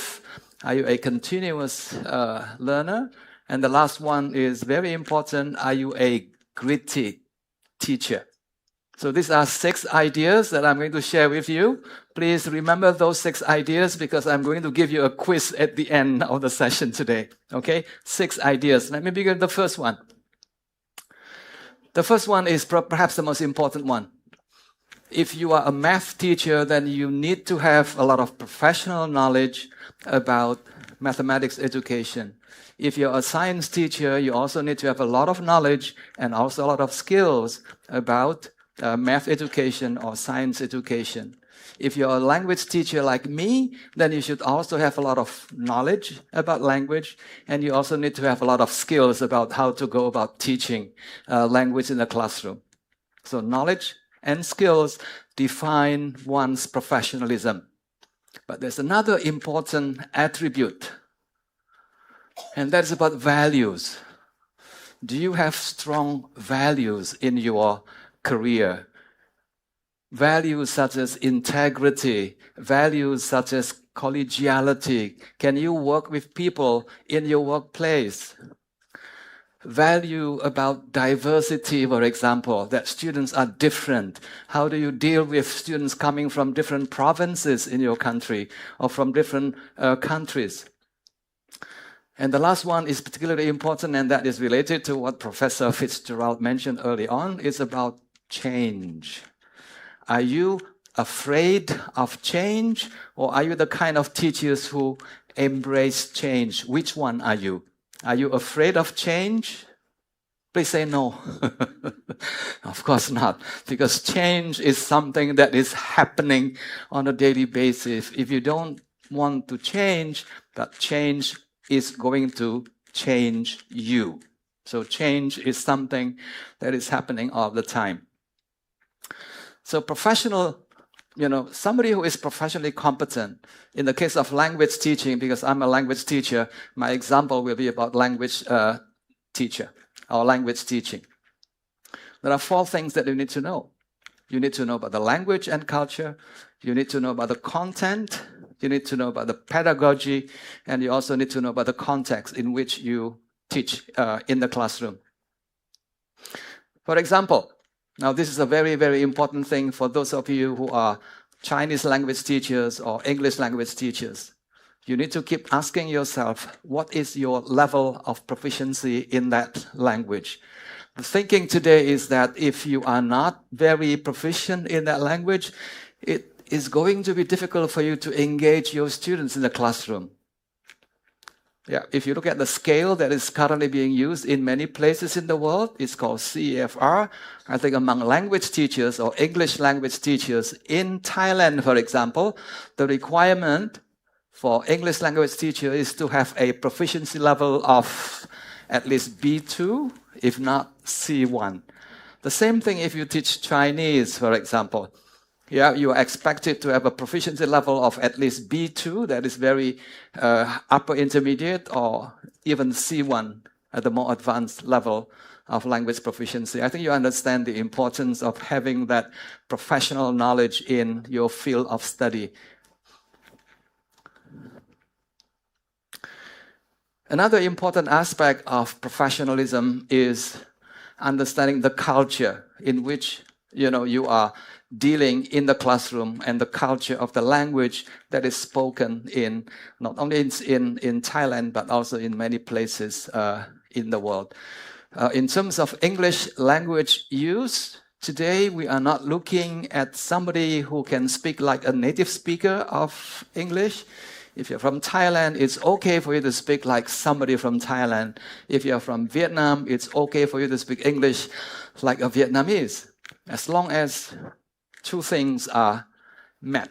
The first one is when you speak to people, they understand you, intelligibility. And number 2, when you speak to other people, you speak in a way that is socially and also culturally acceptable.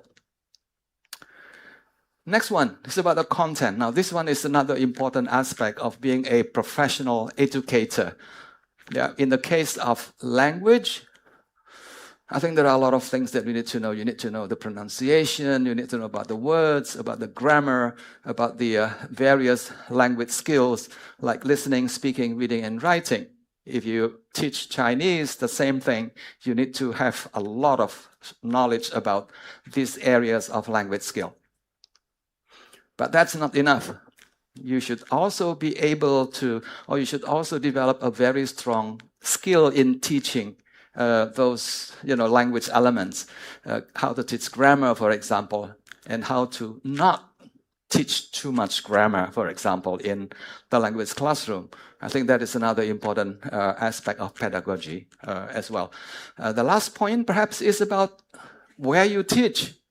Whether you teach in a big city, whether you teach in a big university, that can make a difference in terms of how you present yourself as a professional language educator.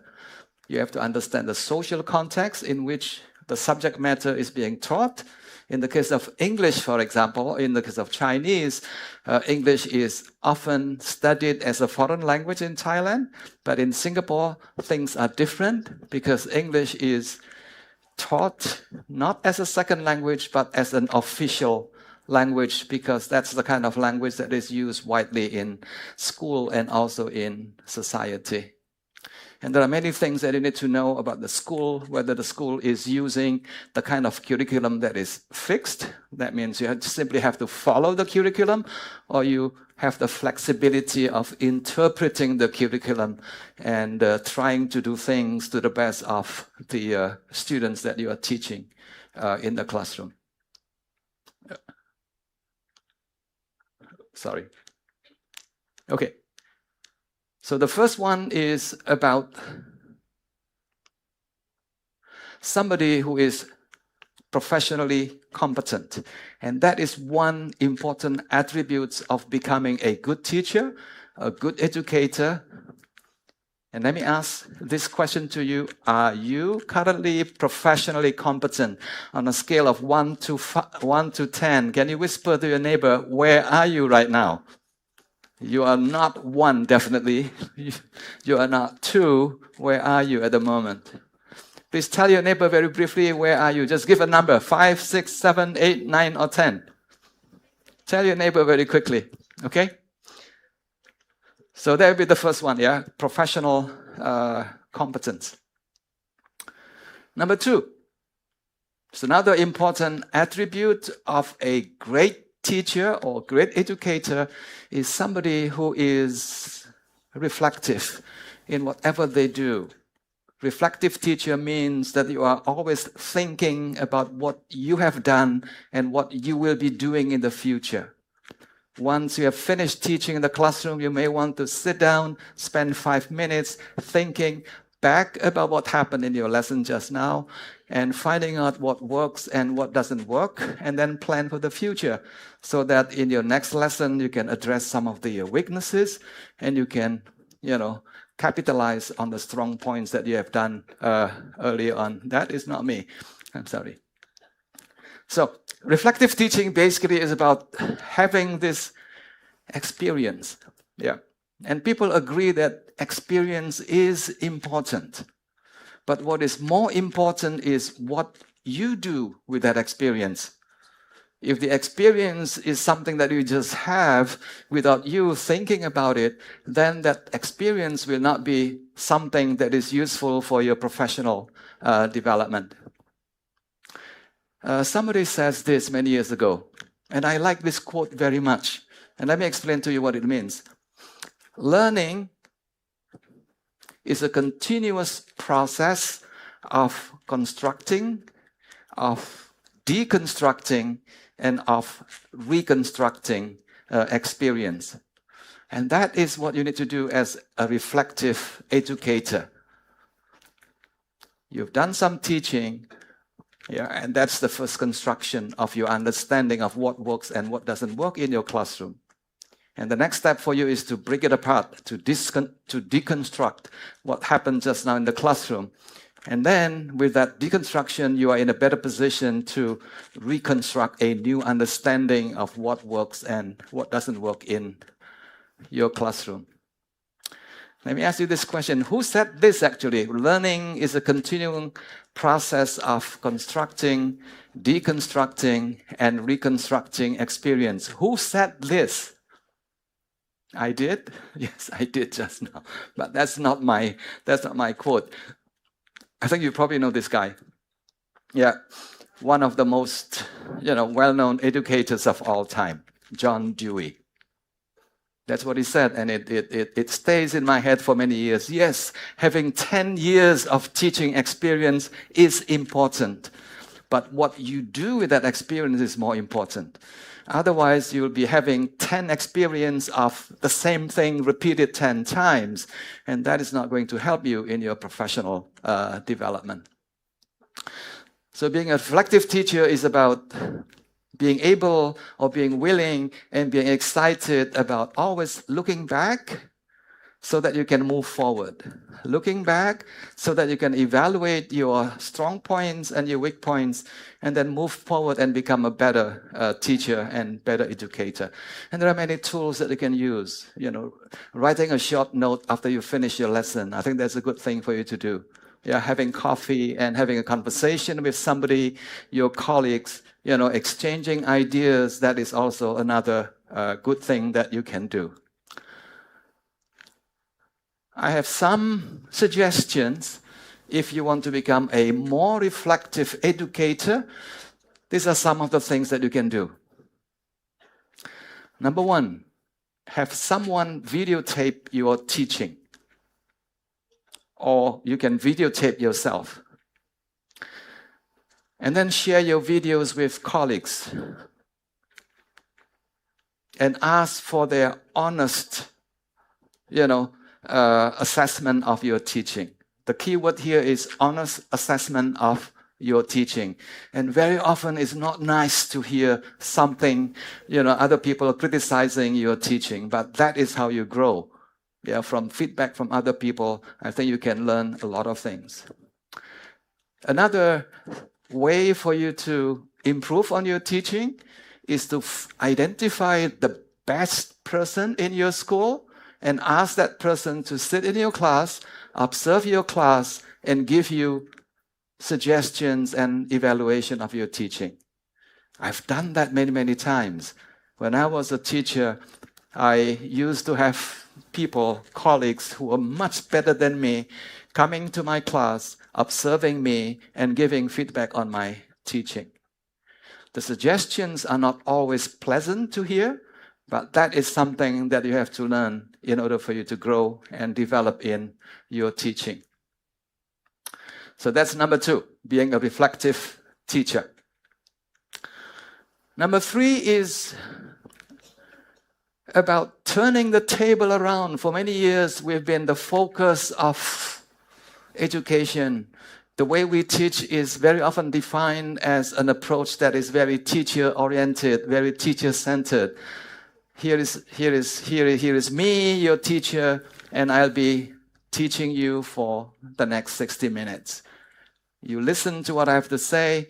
If you don't understand, don't blame me, blame yourself. I think that is pretty much how teacher-centered teaching is all about. But today, people are becoming more aware that it is important to understand that teaching is something that we do, but learning is something that the students do. Okay? So being mindful about the importance of engaging our students in the classroom is very, very, very important. There is one sentence here that I remember from listening to a presentation by a motivation scholar. And that's what she says, that learner engagement is the holy grail of learning. Do you know what the holy grail is?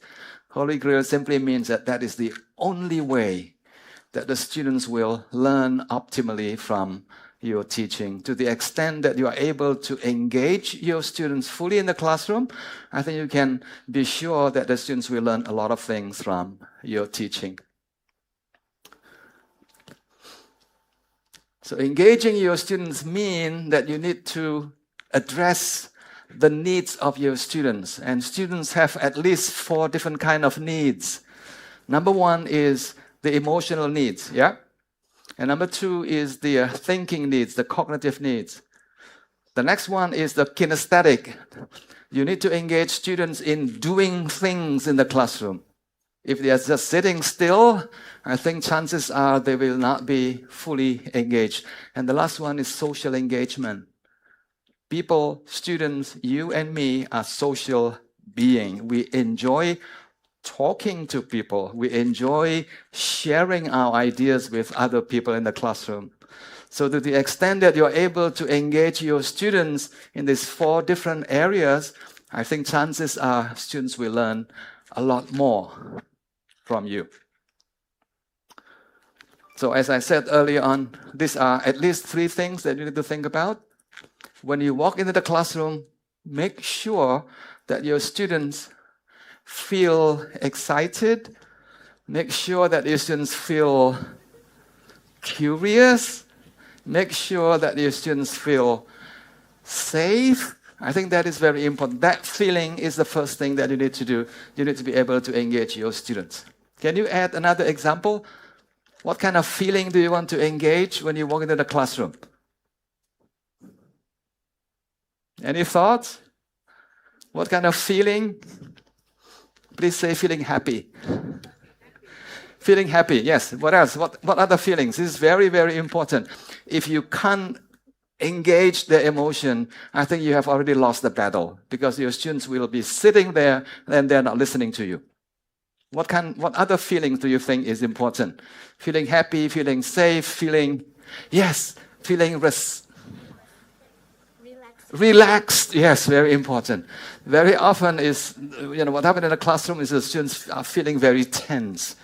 Oh dear, today is that teacher again. And that teacher is going to ask me questions. And that teacher is going to ask me to stand up and ask questions that I don't know the answer. And that feels really terrible, isn't it? Yeah, feeling safe. What else? Feeling relaxed, joyful. That is very important. Yeah? And also feeling respected. When the students answer your questions and the answers are not wonderful, don't ever get upset. Don't ever get angry. Don't ever humiliate that students in the classroom. Okay? So feeling respected is another important thing. So that is one dimension of student engagement. Another one is thinking. Thinking is things that happen in your head or in the student's head. And the students must be engaged. Otherwise, they will start thinking about other things. So thinking includes connecting. Thinking includes exploring. Thinking includes extending. Thinking includes more, please? Anything else? What kind of thinking that must happen in the classroom so that the students learn a lot more from you? Yes? Yes, thank you. Looking ahead. What else? Summarizing. What else? Hypothesizing, synthesizing, creating. These are all thinking processes that are very important for the students to be engaged in. And then the last one is doing. I think I mentioned earlier on talking, sharing ideas with other people, creating a poster in the classroom. All these things are likely to engage your students fully in the classroom. If you are thinking about becoming a student-centered teacher, then one big idea in the literature is for you to become a great motivator. I think the first speaker also mentioned about the importance of motivation in the classroom. Without motivation, nothing much actually can happen. And what I have here are 6 T's for you to remember. Number one is the teacher. Ask yourself these questions. Are you a motivating teacher? When the students do not feel motivated in the classroom, is it your fault or is it your students' fault? Please say together, it's my fault. Very often it's the teacher's fault. So the T number 1 is the most important part of being, creating a classroom that is motivating. The other T's, I think you are very familiar. T number 2 is methodology, how you teach. T number 3 is the teaching materials. Are the teaching materials interesting, exciting, not for you, but for your students?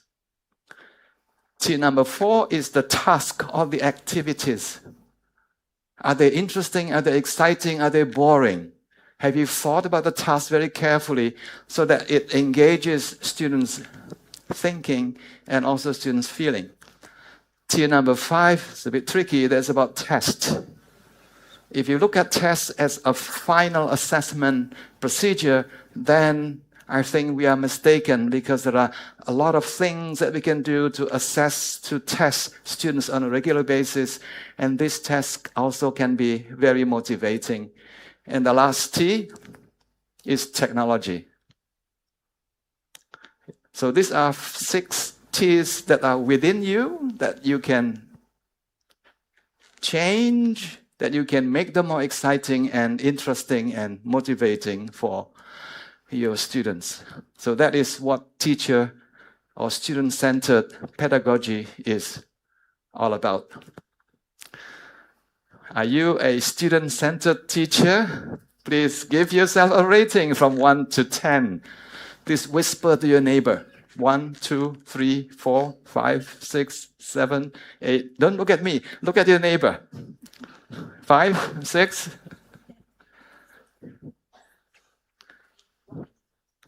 1. You should go home if you are 1. You should not be a teacher.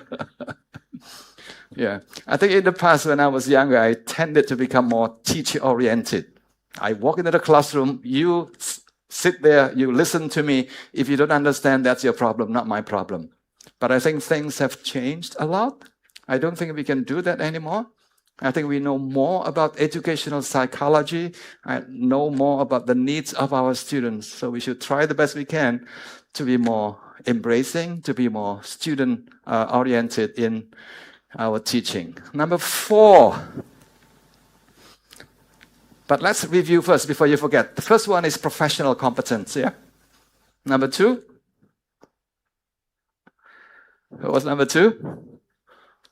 The first one was professional competence. Number 2? What was it again? Yeah? Student-centered? No, before that? Yes?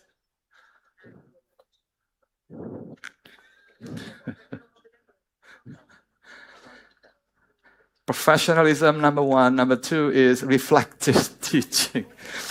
Oh dear. So it's always good for you to keep reminding your students. Otherwise, you have 6 ideas, and the moment you start talking about idea number 4, the students may have forgotten about the first 3 points. Okay, now we remember, yeah, professionalism, reflective teaching. Number 3 is being student-centered, and number 4 is about AI fluent. I think the speaker also mentioned, beautifully about this point. We are in it. AI is going to be with us for many, many years to come. If you do not know much about AI, I think people who know more about AI is going to take your place one of these days. And you don't want that to happen. Let me ask you this question. I want to hear you. Please respond. Do you use AI in your job? Yes or no? I like that. Very loud. And number 2, do you find AI useful in your job, either as a student or as a teacher? Yes or no? Yes. Very good. Do you trust the information 100%? The information given? Very good. And that is what critical, educators are all about. You need to be critical. Yeah. The last question is, are you AI fluent? Are you AI savvy yet? Please say no. Together, please, no. Louder, please, no. I would say that no, I am not that savvy either, because we are still at the very, very beginning of AI revolution. I know a little. I've been using AI in my teaching, but I don't believe that I have become very good at using AI. Not yet, but I'm willing to learn and I'm willing to embrace new ways of using AI in education. Just a quick reminder, these are 4 major areas. There may be more out there. 4 major areas that you might want to spend your time, invest your energy so that AI can help you become more competent teachers. AI can help you become more professional teachers. Number one, AI for professional development. In the past, perhaps you probably have to go to some other places to attend courses overseas, to attend training sessions in order to improve, develop yourself professionally. You might want to come to Singapore, you still can, but today I think you can just sit there in front of your computer and use Gemini or ChatGPT or whatever to help you with your professional development needs. Yeah? Number two, for lesson planning and for materials development, AI is just wonderful. The past 2 years, I've been teaching new courses, and teaching new courses used to take up a lot of my time. I had to go to the library. I had to do a lot of research in order to create my syllabus, to create the materials that I want to use in my classroom. But today with AI, things become much easier. What used to take 1 whole month to prepare, now it takes maybe 1 day, maybe 2 days for me to create my materials, to create my lesson plan. Assessment is another big thing. One major complaints that teachers have, in particular language teachers, whether you are Chinese language teachers or English language teachers, it's marking, correcting students' language. That takes up a lot of your time. But I think today, most of your marking can be done by AI. But the important thing is you need to tell AI the kind of feedback, the kind of corrections that you want to provide to your students. And the last one, equally important, if you believe in student-centered learning, AI makes it possible. AI makes it easier for you to provide customized or personalized help and support to your students. This gentleman here, for example, is one of your students and he is already very advanced. So what you can do is stretch him further. You can stretch him further. This man is good, but I think he needs to be given more support. So you can ask AI to provide more personalized support to him. Yeah, and that can be done quite easily with AI. Now, these are 3 very important points for you to understand. If you want to use AI productively, I think you need at least these 3 things. Number 1, you need to have strong linguistic knowledge. In my field, I'm a language teacher, and my students are also language teachers or language students, and sometimes they use AI and their language skill is not very strong, so they just accept whatever language output is provided by AI, and that is perhaps not very good because the language may be good grammatically, everything is correct, the spelling is correct, the grammar is correct, but there's something that is wrong. The tone is wrong. Yeah, the style is wrong. The register is wrong. So having a strong language knowledge is important if you want your students to use AI for their assignment, for example. Hey, by the way, do you allow your students to use AI for their written assignment? Yes? Very good. I think you are far ahead compared to many other people in the world, because some language teachers are still resistant about having their students use AI to do their assignment. The second one is knowledge. Here. If you don't have enough knowledge about your area of specialization, then AI is perhaps giving you a lot of information that is probably not suitable for you. So with that strong knowledge, you are in a position to edit, to revise, and maybe to go back to AI to give you a better response. And finally, number 3 is effective prompting skills. Yeah, these three are related. You cannot prompt correctly unless you have a very, very strong knowledge base in the first place. So in order for you to use AI productively, what do you need? You need three skills, yeah? Knowledge, linguistic knowledge, and strong knowledge base, and prompting skill. How you develop these three? There's only one way for you to do that. That's through reading. So reading today becomes even more important than it used to be. Reading is a source of knowledge. Reading is a source of language proficiency development as well. Okay? Same question to you. Please whisper to yourself or whisper to your neighbor. Look at your neighbor and tell your neighbor, where are you in your learning curve in relation to AI? Yes, ma'am? 9. Very good. Clap, clap, clap for her, please. She is a 9 on the scale.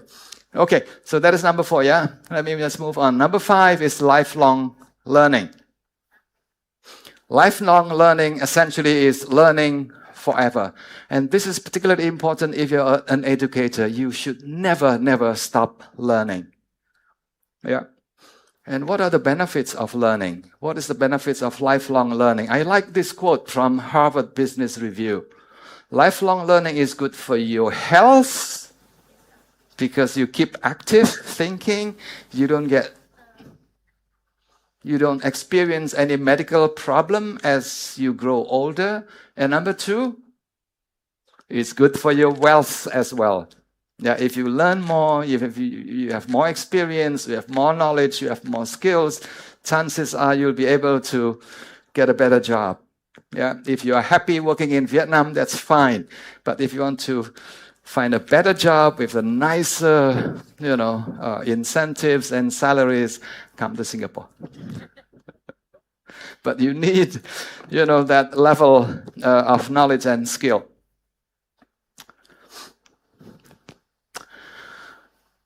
I think this man is very inspirational to me. The name of this guy is Dr. Good Enough. The name is very interesting. Good Enough. I think he is more than good, actually, because he was a Nobel Prize winner. And do you know how old he was when he got his Nobel Prize? He was 97 years old. And that tells me that learning can continue forever. You can continue to learn, you can continue to contribute to society in many, many different ways. In my university, I think we are dealing with teacher preparation, and we encourage our students and we encourage our faculty to be engaged in, number 1, lifelong learning. That means learning forever. As long as you are an educator, you need to continue to learn for many, many years to come, until you're 70, until you're 80, until you are, what is the retirement age in your country? What is the retirement age? In Singapore, it's 70. So you can't stop learning before 70. You need to continue to learn. Yeah, 50? 60. I think very soon the retirement age is going to be, much longer. Maybe 70, maybe 80, because the lifespan is going up, very, very quickly. Latest statistics in Singapore, I think the lifespan is 84 for women and slightly lower for men. So men die sooner compared to women. Women are healthier. So lifelong, yeah, forever. Number two, life deep. Life deep is about specialization. If you're math teachers, then you have to go deeper and try to know more about the area of your specialization. So going deep into an area within your field of study. And then life wide, that's another important thing. I think teachers tend to forget that what you do is not just about teaching. What you do is related to many other things in outside life. And as an educator, you need to know other things. so that you can help your students, you can provide counseling to your students that, hey, if you major in English, for example, if you major in science, for example, these are many opportunities out there that you can engage in once you graduate. And the last one, I like the last one. There you go, life-wise. Life-wise is about being able to make wise decisions, to be able to think through problems very carefully before you make that final judgment, before you make that final decisions. So life-wise is something that I continue to aspire to be able to do, maybe until the time that I am no longer in this world. Lifelong learning is also about continuing learning all the time. And in the era of disruptions, you need to be willing to unlearn. This is a new thing, actually. You need to be willing to unlearn. Unlearn means, okay, what I learned in the past was not applicable now. I think I need to relearn. I think I've been doing a lot of relearning because what I learned in college, in my college years about how to teach, about how to engage my students is no longer relevant in light of new understanding and new knowledge about how things work in the classroom. Yeah, so learning, unlearning, and relearning. There's a lot of things that you need to do. So ask your dean to give you a better work environment. Ask your dean for better salary package. Teaching is hard work, Dean. Didn't can it? Okay, lifelong learning. Where are you on the scale? 1 to 10. Come on, people. Where are you on the scale? 10. Very good. I like that. Did you say 10? 10. Do you work at Silpakorn University? Dean. Very good example of a lifelong teacher. Lifelong learners here in our midst. Last one, teacher, educators, if you have not come across this book, my suggestion is after today's session, please get a copy of that book. This is a life-changing book for me. The book was written by a psychologist, Angela Duckworth, and the title is The Power of Passion and Perseverance. Essentially in the book, she is telling us that success in whatever you do, in teaching, in your career, in any other things that you do, does not depend on your brains, does not depend on your family background, does not depend on your social status. It depends on two things. Number one, passion. And more importantly, perhaps, is perseverance. How much effort are you willing to put in? So effort is sort of equal success in your life or in your career. There's a very short video by this lady, by this professor. Maybe later tonight you can look at it and watch. It's only 5 minutes long, and she is such a wonderful speaker, and you will feel motivated and encouraged after watching the video. A gritty teacher. This is how I would define gritty teacher. A gritty teacher is somebody who always seeks opportunity for success in their career. A gritty teacher, according to Angela Duckworth, is this. First, you need to develop a skill, the skill of teaching, the skill of dealing with your students and things like that. That one is easy, very straightforward. You just need some talent, you just need some effort.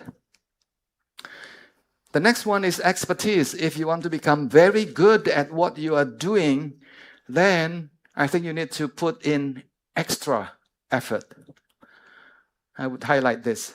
Effort is the key to success.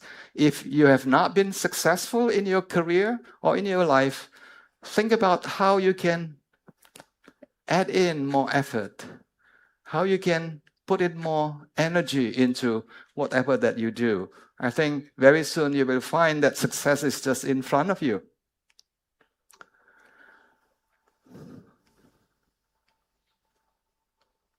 Now, these are the 4 things that I learned from reading that book. Yeah, a gritty teacher is somebody who is purpose-oriented. You have a very good purpose. As a teacher, you want to help yourself, and you also want to help others. And that is the key purpose of education. First, you need to become good at whatever you do. And secondly, you want to make a difference in other people's life. That purpose is extremely important. Number 2, you need to have passion. Keep asking yourself, if on a daily basis you walk into the classroom and you feel tired at the end of the day, maybe teaching is not for you. Yeah? If you spend 5 hours teaching, and at the end of the class sessions you feel energized, you feel, wow, the world is so beautiful, I just did a very good job in the classroom, then teaching is for you. You have a strong passion in there. The next P is perseverance. Never give up. Yeah, if you have not been successful, try again and try again. And finally, I think a gritty teacher is somebody who has a growth mindset. Now, this is a very, very important thing that we need to understand. There's a psychologist, I can't remember the name of the psychologist. I think she's been researching how people think for many, many years. And then she came up with these 2 ideas that some people have this growth mindset, but some other people have a fixed mindset.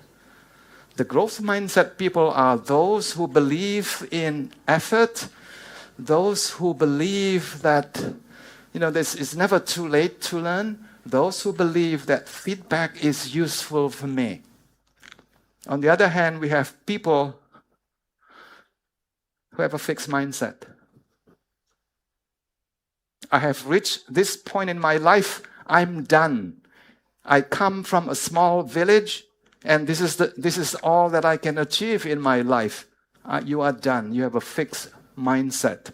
If people come and criticize you and give you feedback, you're not very happy. Yeah, so that is some of the features of a fixed mindset people. Which one are you?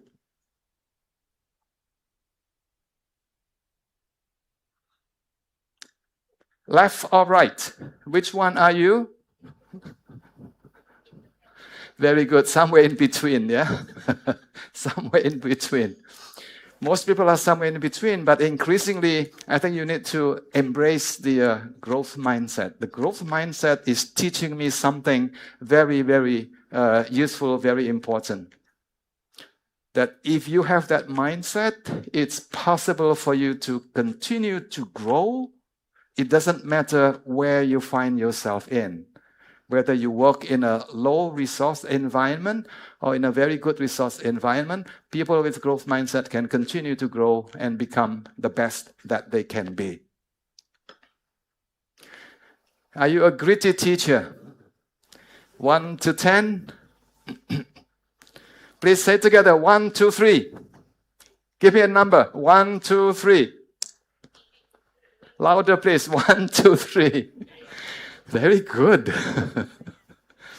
Yes, I believe that everyone here is a gritty teacher. Finally, I hope you remember these 6 ideas that I've just shared with you. Number 1, if you want to be a good teacher, a good educator, a great teacher, number 1, you need to you need to ask yourself, am I professionally competent? The answer is not likely to be, yes, I'm fully competent at this stage in my life, because there are things that you need to continue to learn. Number 2, are you a reflective teacher? Are you the kind of person who have the time actually to think about what happened early on in your teaching and think about how you can make it better next time? Yeah, keep on thinking, reflecting, evaluating your own teaching. Next one is, are you the kind of teacher who is willing to embrace your students? They're not the same. They are diverse. Yeah. Are you willing to try the best you can to provide the kind of teaching that addresses the different needs of your students in the classroom. Next one is AI. Are you willing to learn more in terms of how AI can help you do a better job in your work? Next one is the importance of continuing the learning process, a journey that never ends. And finally, whether or not you are a gritty teacher. Let me end today's session with this quote, and we are going to read this together. Yeah, we are going to read this together. 1, 2, 3. To improve is to change. To be a great teacher is to change often. Please memorize this. Next year, I'll come back here and I'll check if you remember this quote. Ladies and gentlemen, thank you very much for listening. Thank you very much. Thank you very much, Professor Willie. Ladies and gentlemen, we now have a few minutes for questions for our speaker.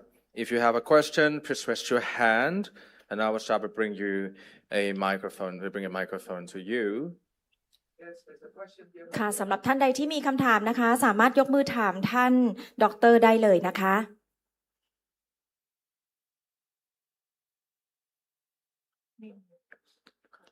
Question here from Vietnam. Can we have a microphone from one of the participants? Microphone, please. Please come here. No, come here. Please come here and tell people the beautiful dress that you're wearing now. What's the name and why you're wearing this beautiful dress? Where's the microphone? Oh, do you want to use mine here? You can use mine if you want to, but you need to get closer to me. Oh, there. There's a lot of microphone. Oh, okay.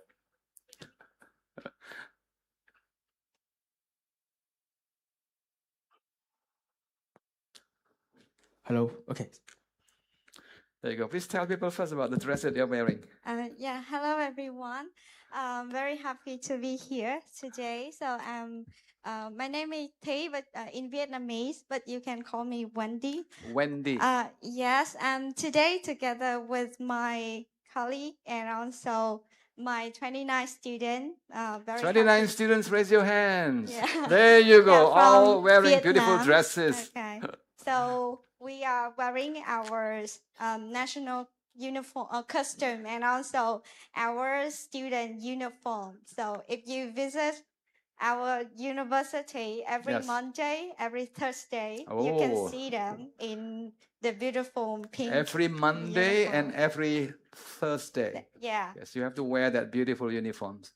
So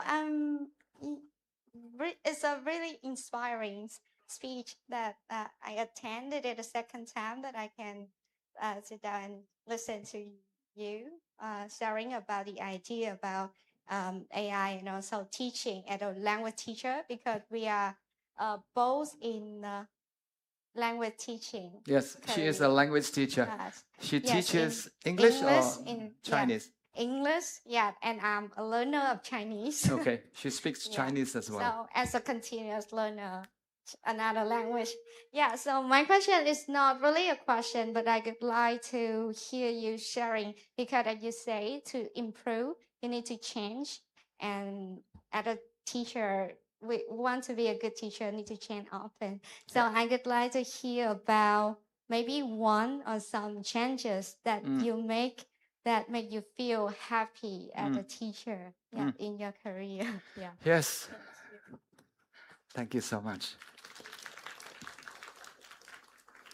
I think one change that I have made in my career as a teacher, I think I shared with you early on. I used to be, this is me, I am a teacher, you are my students, you sit down, you listen to me. If you don't understand, that's your problem, that's not my problem.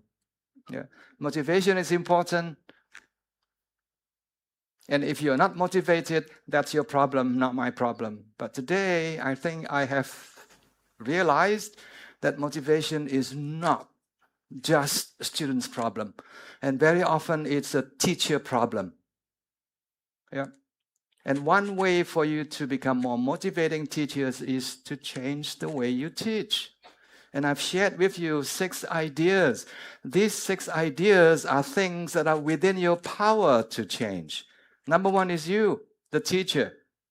Ask yourself this question: are you a likable teacher? That seems like a strange question. Why do students have to like me? Well, like all relationship in life, you cannot teach students who don't like you. That is very difficult and impossible. Yeah, and likability, being likable, is not something that you are born with. Being likable is something that you can learn throughout your life as a teacher. So try the best you can to become more likable in your classroom. Yeah. Number 2 is the way you teach. You have to change the way you teach because your students are different. Your students last year and your students this year are likely to be different. You need to adjust. You need to keep changing. You need to make sure that your teaching matches the style, the preferences of your students without sacrificing the quality of your teaching, of course. The next one is the teaching materials. This is something that I'm very passionate about. In English language education, the materials that we are using are so boring. I think we need to change that. We need to use materials that are more exciting, more interesting. AI is there for you. Yeah? If you have a reading passage from the course book that you feel is not very interesting, copy and paste and give it to AI. AI, please give me more interesting reading passages for my students. Bam, it will give you something that is likely to be more interesting. The task, the next T is the task. I think you need to also change the task that you give your students. In the past, people tend to give very simple tasks. Here are 10 questions. Please answer all my 10 questions. That is not very interesting. That is not very exciting either. Today, I use a lot more case studies. So instead of asking students to do things, I am asking the students to figure things out on their own, working in groups. Here is a problem. Can you solve the problem together with your friends?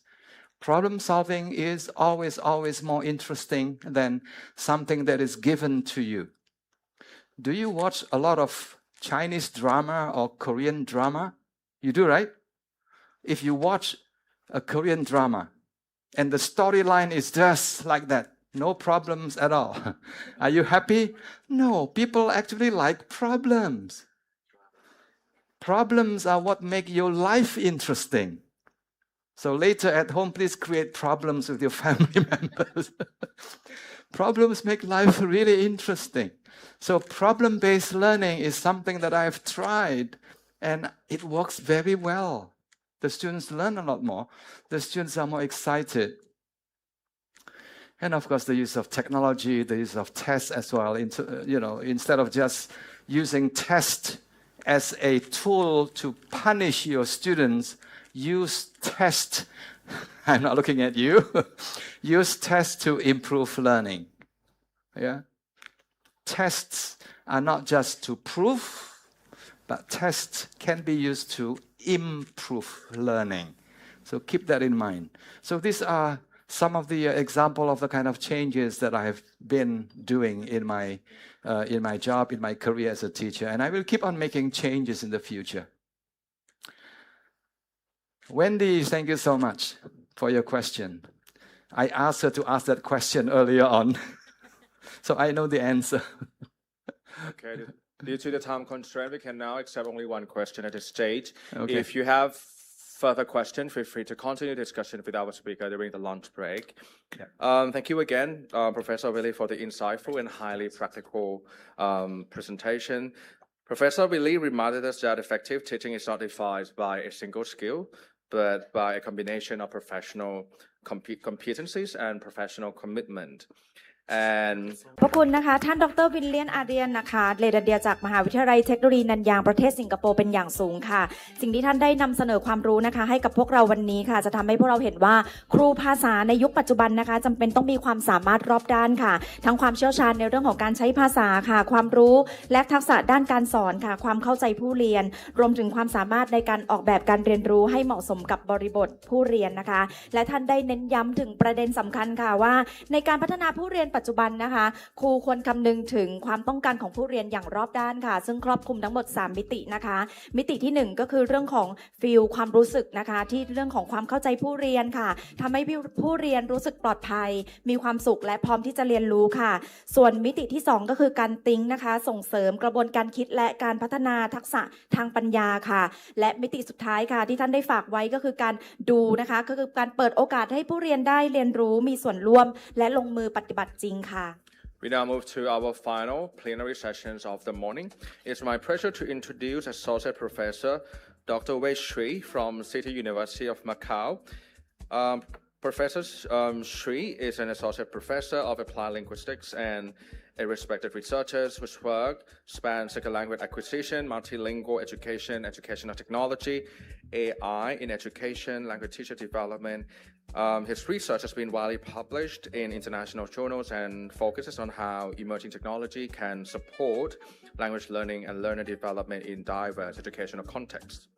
ค่ะและลำดับต่อไปนะคะจะเป็นการนำเสนอผลงานนะคะในหัวข้อที่3ของช่วงเช้าค่ะซึ่งเราได้รับเกียรติจากท่านรองศาสตราจารย์ดร.สุยเวยมหาวิทยาลัยมาเก๊าเขตบริหารพิเศษมาเก๊าแห่งสาธารณรัฐประชาชนจีนค่ะในวันนี้ค่ะท่านจะนำเสนอผลงานวิจัยในหัวข้อเรื่องปัญญาประดิษฐ์กับการเรียนภาษาจีนภายใต้แรงจูงใจและทัศนคติของผู้เรียนชาวไทยต่อการใช้ AI ขอเรียนเชิญทุกท่านรับฟังค่ะ Today, he will present findings from a study involving Thai university students learning Chinese and explore how language learning experience and learner motivation influence attitudes toward AI technology.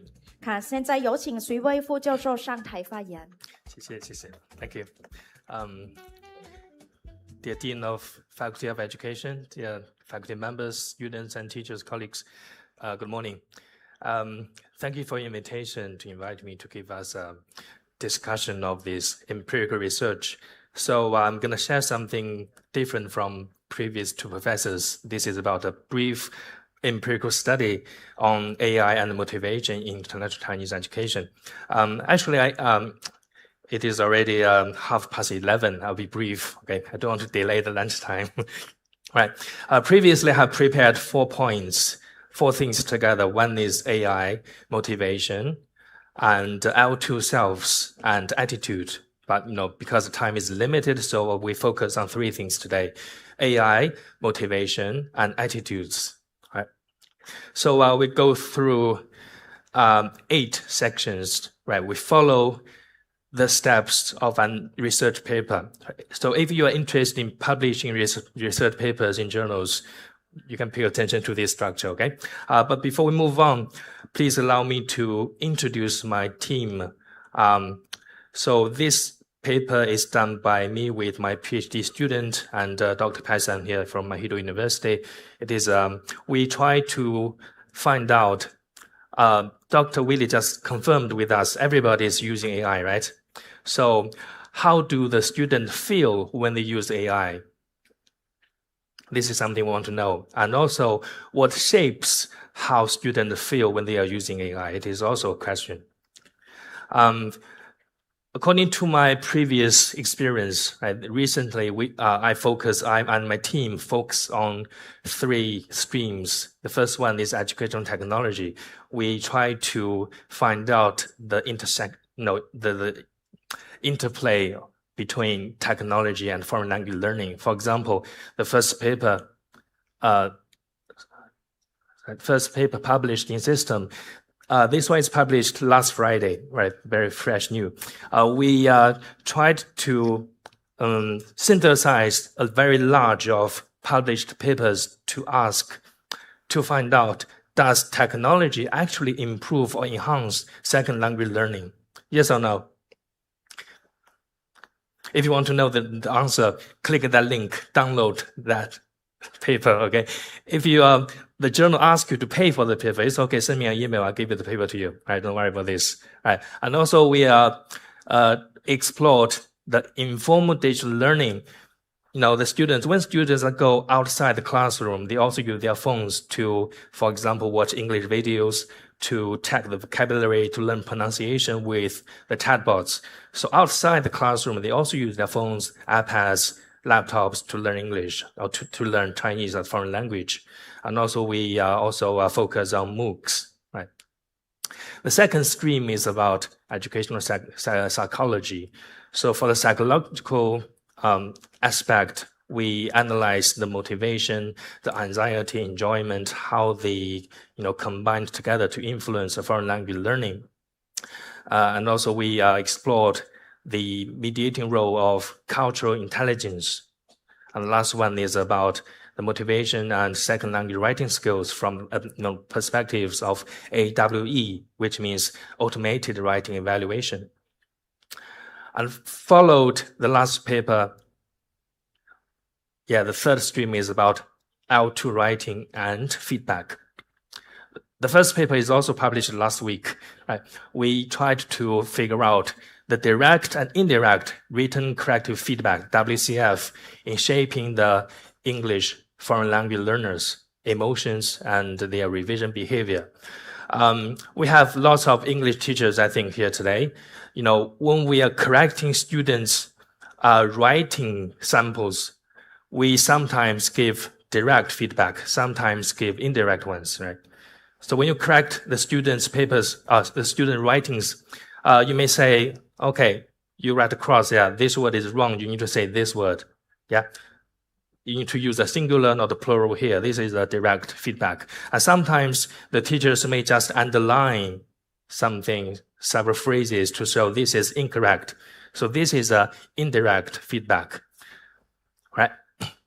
And we also focus on the feedback in L2 education by conducting the meta-analysis. All right. So these are the three streams me and my team focus on. All right. So we can see today's topic. We are trying to find out how L2 learning shapes or influences the Thai students' AI attitudes through perceived ease of use and motivation. Okay. So here is the background. 3 points to talk about. The first one is the AI integration in language education. So students, as Dr. Willie just confirmed with us, our teachers and students are all using AI tools in learning another language, a foreign language or second language. AI doesn't rest. AI works 24 hours a day, right? And it's very easy to use. We can download apps in our phones. Students use AIs like ChatGPT, like Cloud, Gemini, like in Chinese in Doubao and DeepSeek, these kind of tools. So the AI-powered platforms or chatbots, they are increasingly embedded in university language programs, right? Enabling the personalized interactive learning beyond the classroom. Secondly, most of the studies actually on this area, they focus on the EFL learners, right? They learn English as foreign language rather than learning Chinese as foreign language. Especially, we have a lot of students who learn Chinese as a foreign language in Thailand. They are kind of economically important population because, the influence of Chinese economy is very, very important on Thailand. Okay, so following this, we can see the third point is the core problem is the learners of Chinese remain largely absent from the empirical AI motivation literature, which has concentrated predominantly on EFL populations. Okay, secondly, let's have a look at the literature review and research gap section. Because we have many students here, so I think I need to explain the details when we are conducting the research. So firstly, why do we research? Why do we review the literature? The purpose is to know how well other people have done, what you have done, what other people haven't done. So you can pinpoint or you can summarize the research gaps. But I want to remind you is not all the research gaps need to be filled because we need to clarify the rationale of filling the research gaps. I'll give you one example. Have you ever read the papers about second language learning of 1-year-old babies? I don't think so. Do you know why? Because 1-year-old babies, they don't have their first language yet. How can they learn second language, right? So this is pointless to study the second language learning of 1-year-old babies. Yeah, this is just one example to show not all the gaps need to be filled. If there is a gap, probably it is unnecessary to fill that gap. So we have to clarify the rationale of filling these gaps. And the rationale contains of 2 points. One is why it is necessary to do that. Second is why it is necessary to do it now. Yeah. Okay. So here are the theoretical foundations of this empirical study. The first one is TAM. Right, this is a well-established theory. This model just technology acceptance just means how easy the people can accept. People think the technology is easy to use or it is hard. Are you willing to use this technology, or do people think it is too complicated? It costs too much to use this kind of knowledge. Okay, so the TAM just means why people adopt, why people use, or why people don't want to use the new technology. And we just borrowed one concept called PU, right? The perceived ease of use. Yeah, this is one very important concept in our study. So this concept is borrowed from TAM, which means it is dominant of technology attitudes. For example, for the L2 learners, managing linguistic demands and unfamiliar digital tools, the PEU shapes adoption and attitudinal, the dispositions towards AI. Okay. Secondly, L2 motivation theory. The scholar Donye, he just passed away several years ago. His research paper in 2001, he integrated SDT. SDT means a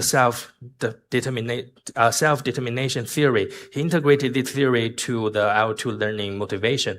So I can see he divided the motivation into 2 kinds. One is intrinsic. The other one is extrinsic, right? Intrinsic means inside motivation. So what is inside?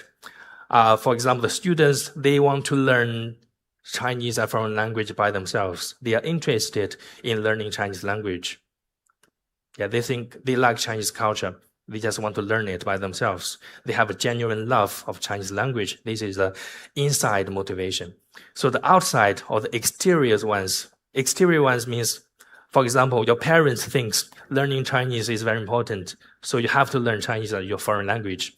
Or you think learning a Chinese language can help you find a very good job in the future. Yeah, so they are the exterior ones. So we have 2 kinds of motivations here in this topic. All right. Lastly, the previous studies have proved the experience shapes technology attitudes through PEU as a perceptual, intermediary. So, and from Dr. Liang and Dr. Zheng, these two studies, they showed SDT motivation moderates technology acceptance pathways. But the problem is we have 3 gaps here. The first one is population gap. As we just mentioned, most of the related studies focus on EFL studies, not CFL. But we do have so many people who study Chinese in the world as a second language. So the first gap is AI motivation research is dominated by Chinese and Iranian EFL samples. You can see when you search EFL learning, EFL motivation, when you search the keyword EFL, you will see most of the papers are published by Chinese and Iranian researchers. Okay. Second is the Thai learners of Chinese as second language represent a significant empirical absence. We have so many people to study Chinese as foreign language in Thailand, but we don't have so many studies about it. And this is the first point. Second is mechanism gap. So the PEU has now been examined as a mediator. specifically between broader out-to-learning experiences and AI attitudes in non-EFL populations. We'll explain mediation and moderation later. Okay. Number 3, the third gap is moderation. We just mentioned that, moderation.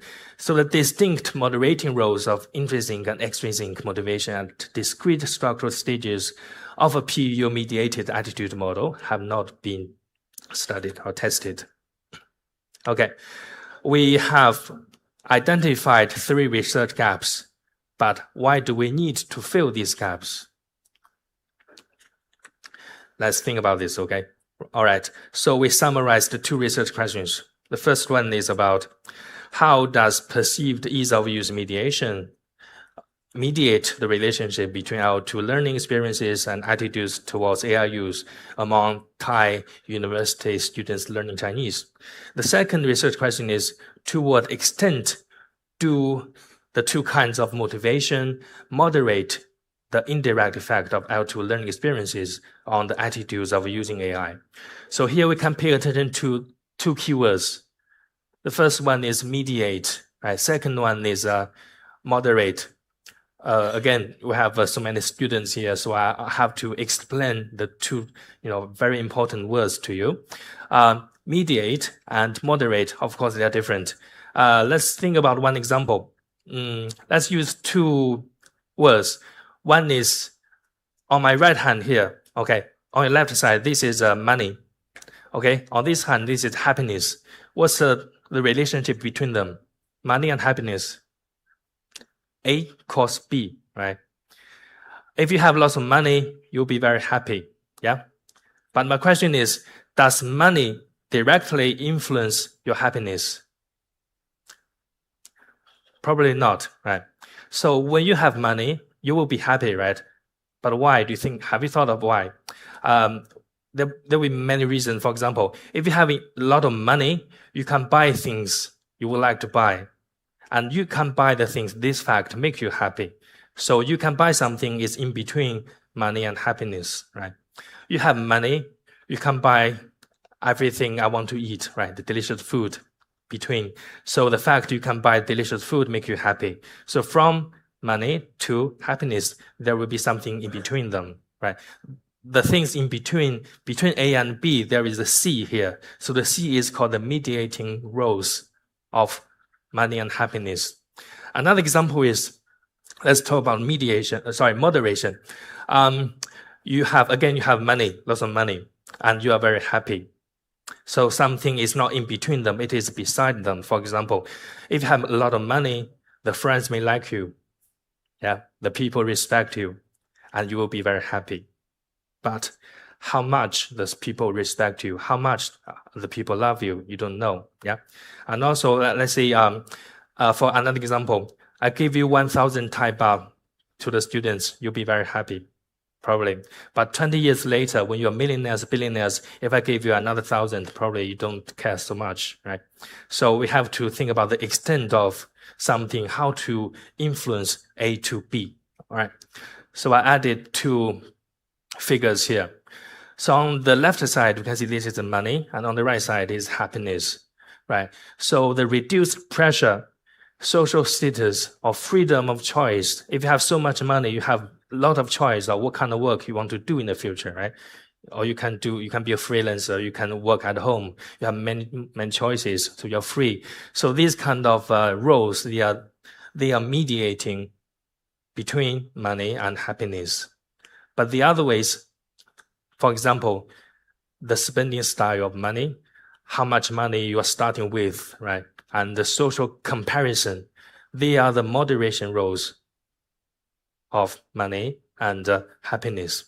So mediating means they are in between them.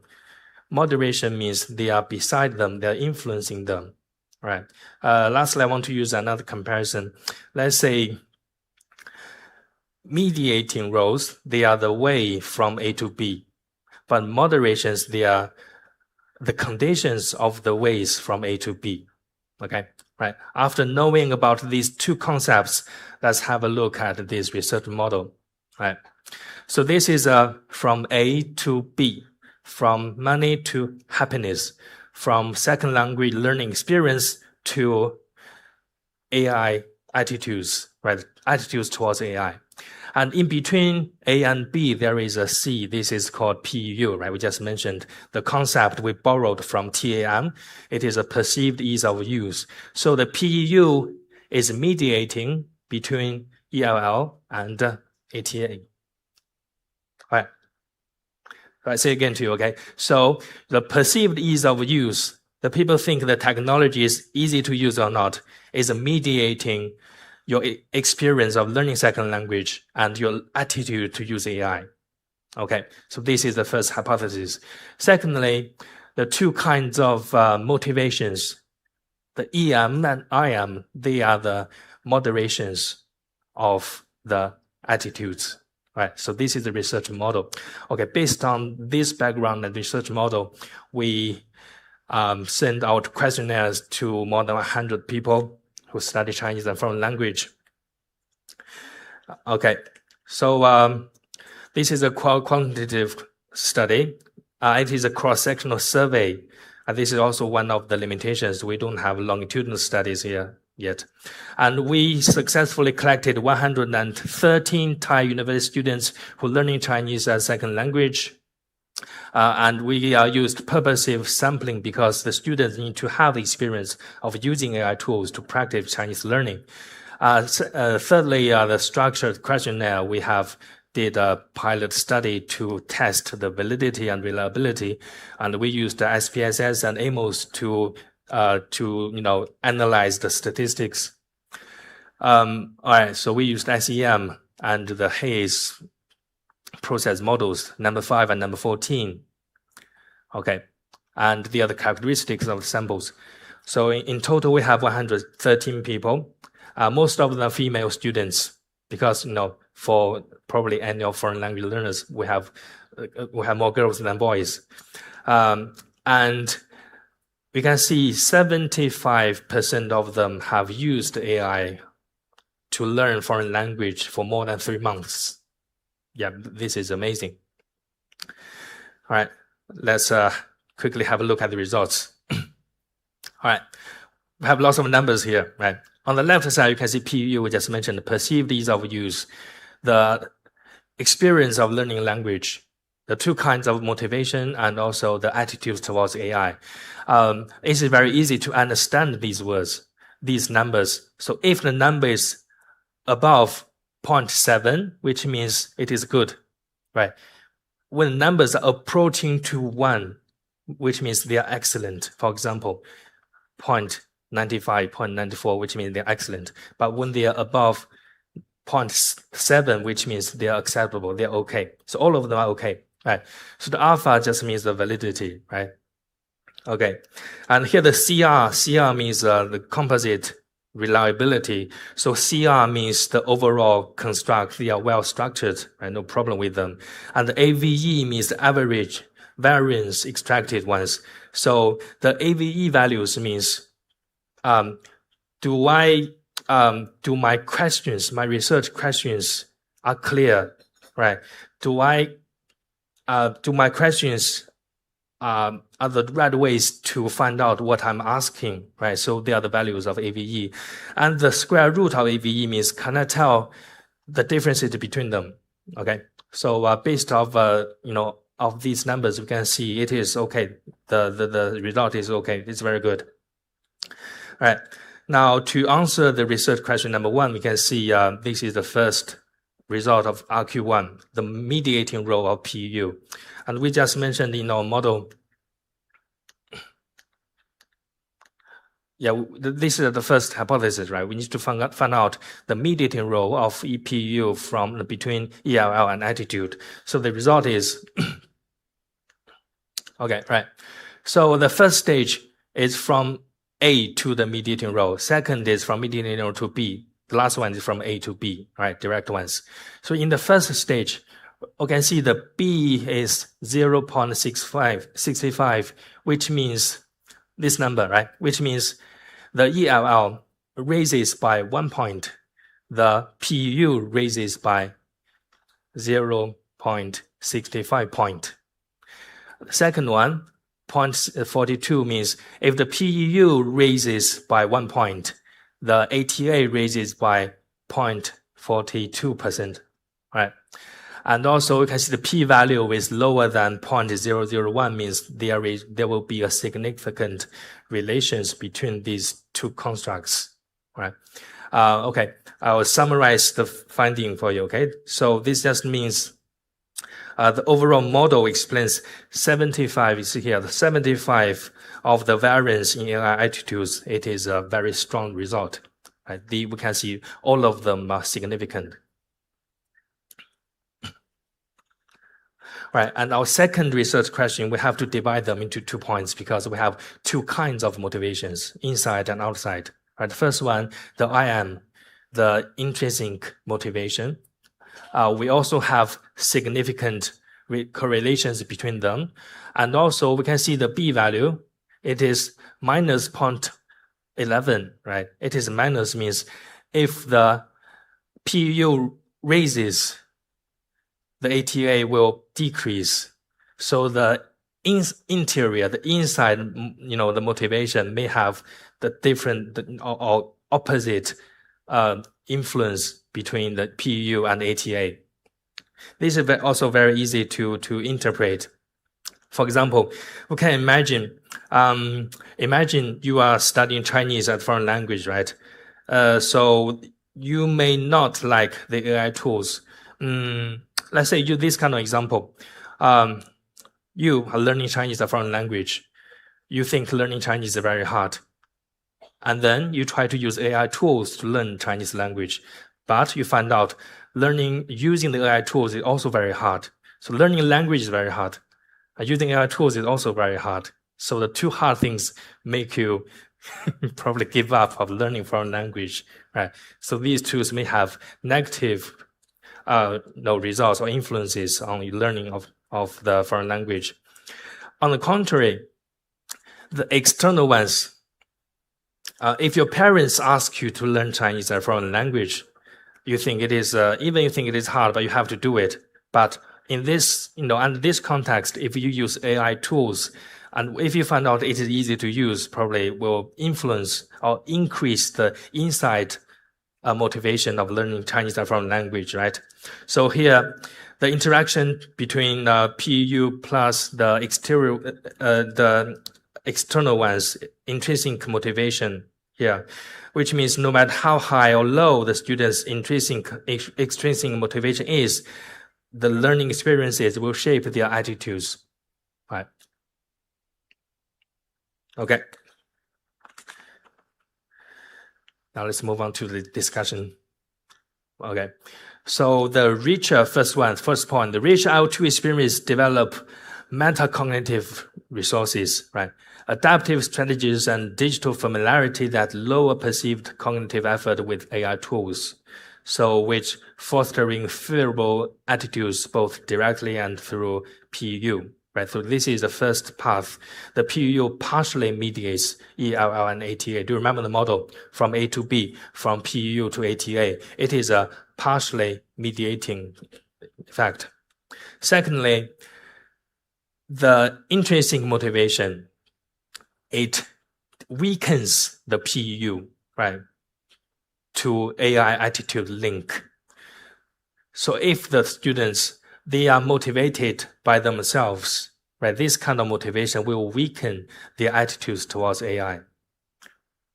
Because if AI, no matter AI is easy to use or not, they're willing to learn Chinese as a foreign language, okay?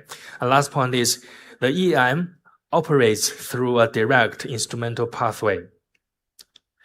So the extrinsic motivation, right, these kind of learners evaluate AI primarily on instrumental utility, contributing a direct positive attitudinal pathway that bypasses the ELL to PEO modulation chain, right?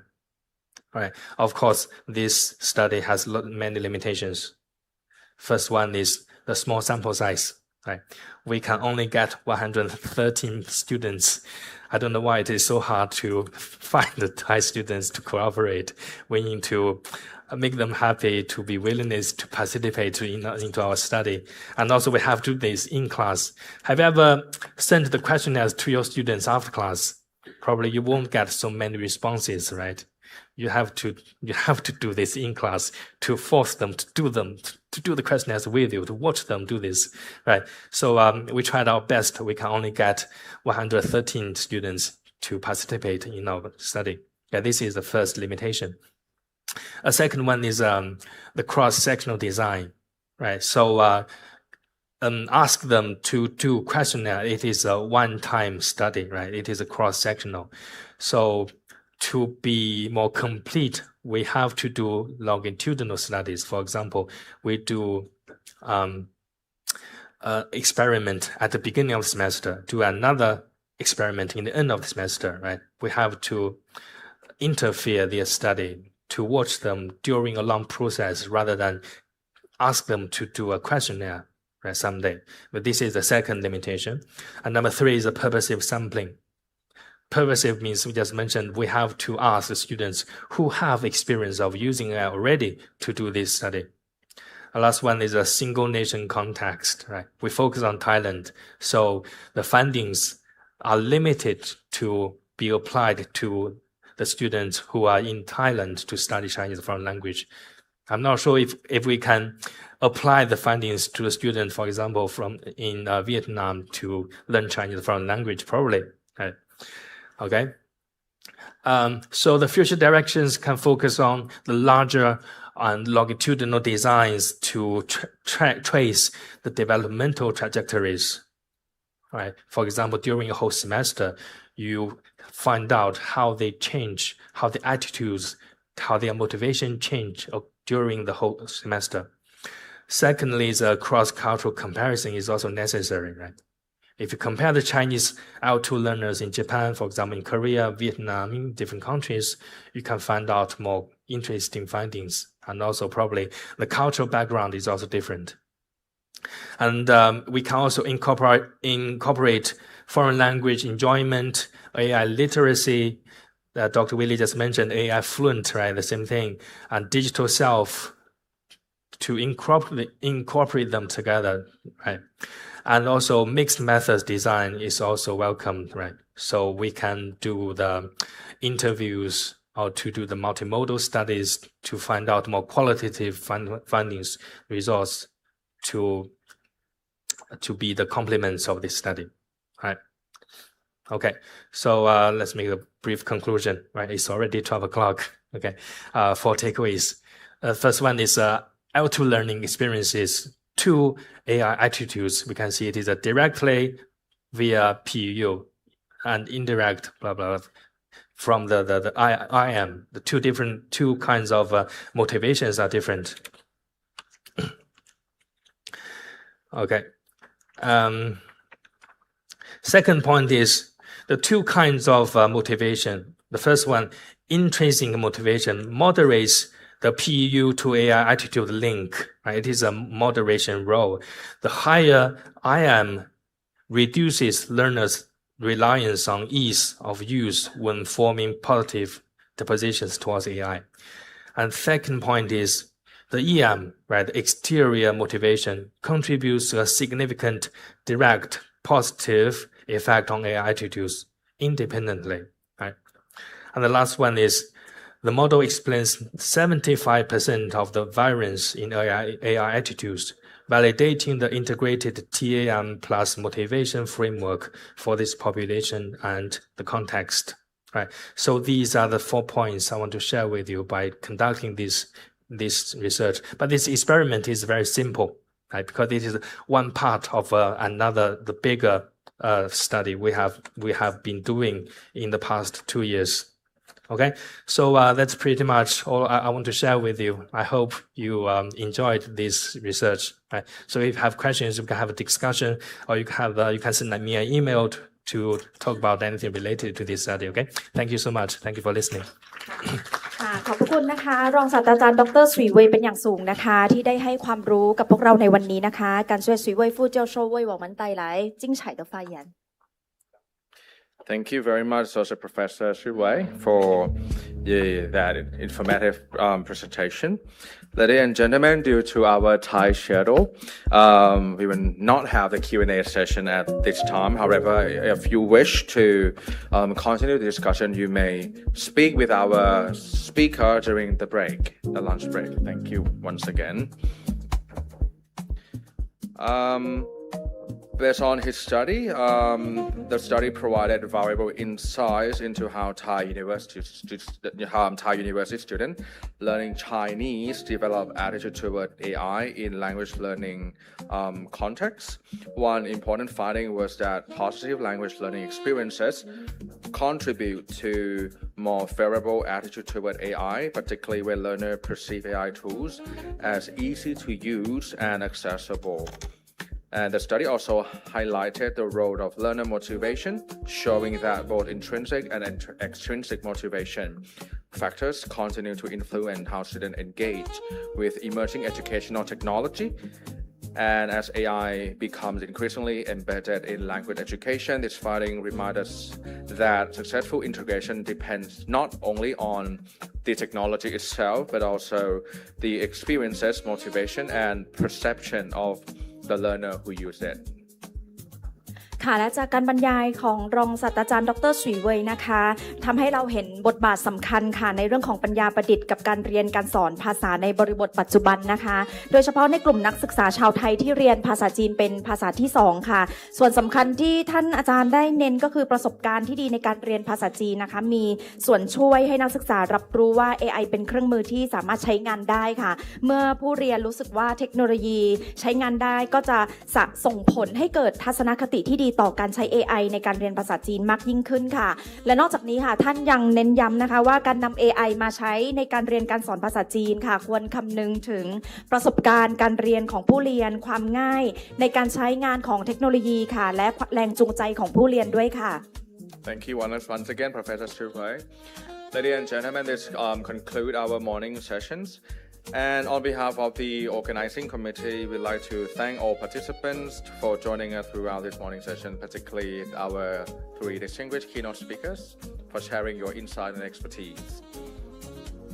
ค่ะและสำหรับช่วงเช้าในวันนี้นะคะทางคณะผู้จัดขอบพระคุณทุกท่านนะคะที่ให้เกียรติมาร่วมงานในวันนี้ค่ะและในช่วงบ่ายนะคะตั้งแต่ 13 นาฬิกาจนถึง 17 นาฬิกานะคะจะเป็นการนำเสนอผลงานวิจัยของแต่ละห้องย่อยค่ะโดยการนำเสนอระดับนานาชาติจะจัดขึ้นที่ห้องหลวงพ่อวัดไร่ขิงนะคะอาคารศึกษาศาสตร์3ซึ่งเป็นห้องที่เราใช้ประชุมกันอยู่ตอนนี้ค่ะและห้องสวัสดิ์ชั้น2อาคารศึกษาศาสตร์3ซึ่งเป็นห้องสำหรับการนำเสนอบทความภาษาจีนนะคะส่วนการนำเสนอระดับชาตินะคะจะจัดขึ้นอยู่ที่อาคารศึกษาศาสตร์3ชั้น3ได้แก่ห้อง3209และห้อง3309ในรูปแบบออนไซต์ค่ะและห้อง3308ในรูปแบบของไฮบริดค่ะAfter lunch, the conference will continue with online keynote presentations and parallel sessions both online and on-site from 1 to 5 p.m.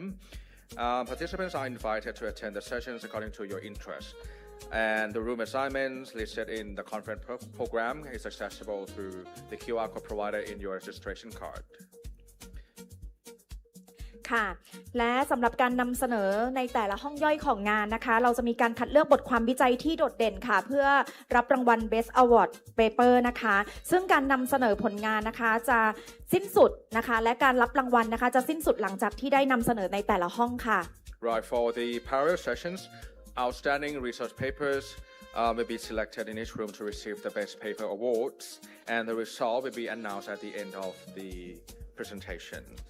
ค่ะและขณะนี้นะคะขอเรียนเชิญทุกท่านรับประทานอาหารกลางวันค่ะโดยท่านสามารถรับประทานอาหารได้ที่บริเวณโถงด้านหน้าหรือนำเข้ามารับประทานภายในห้องประชุมแห่งนี้ได้ตามอัธยาศัยค่ะสุดท้ายนี้นะคะเราทั้งสองคนขอบพระคุณทุกท่านเป็นอย่างสูงและพบกันอีกครั้งนะคะในโอกาสหน้าค่ะสวัสดีค่ะ We will now break for lunch. Lunch will be served from 12 noon until 1 p.m. Lunch will be served outside the conference hall, and after receiving your meal, you may enjoy your lunch in the room in front of this conference hall, or you can bring your food here and dine here in this auditorium. Yeah, and on behalf of the committee, sincerely thanks our speaker presenters for your contribution today, and hope the conference It's been a meaningful platform for all of you. We'll be looking forward to welcoming you again next year.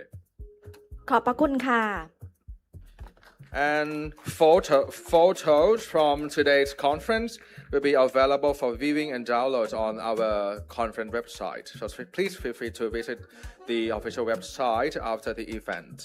ค่ะ Thank you.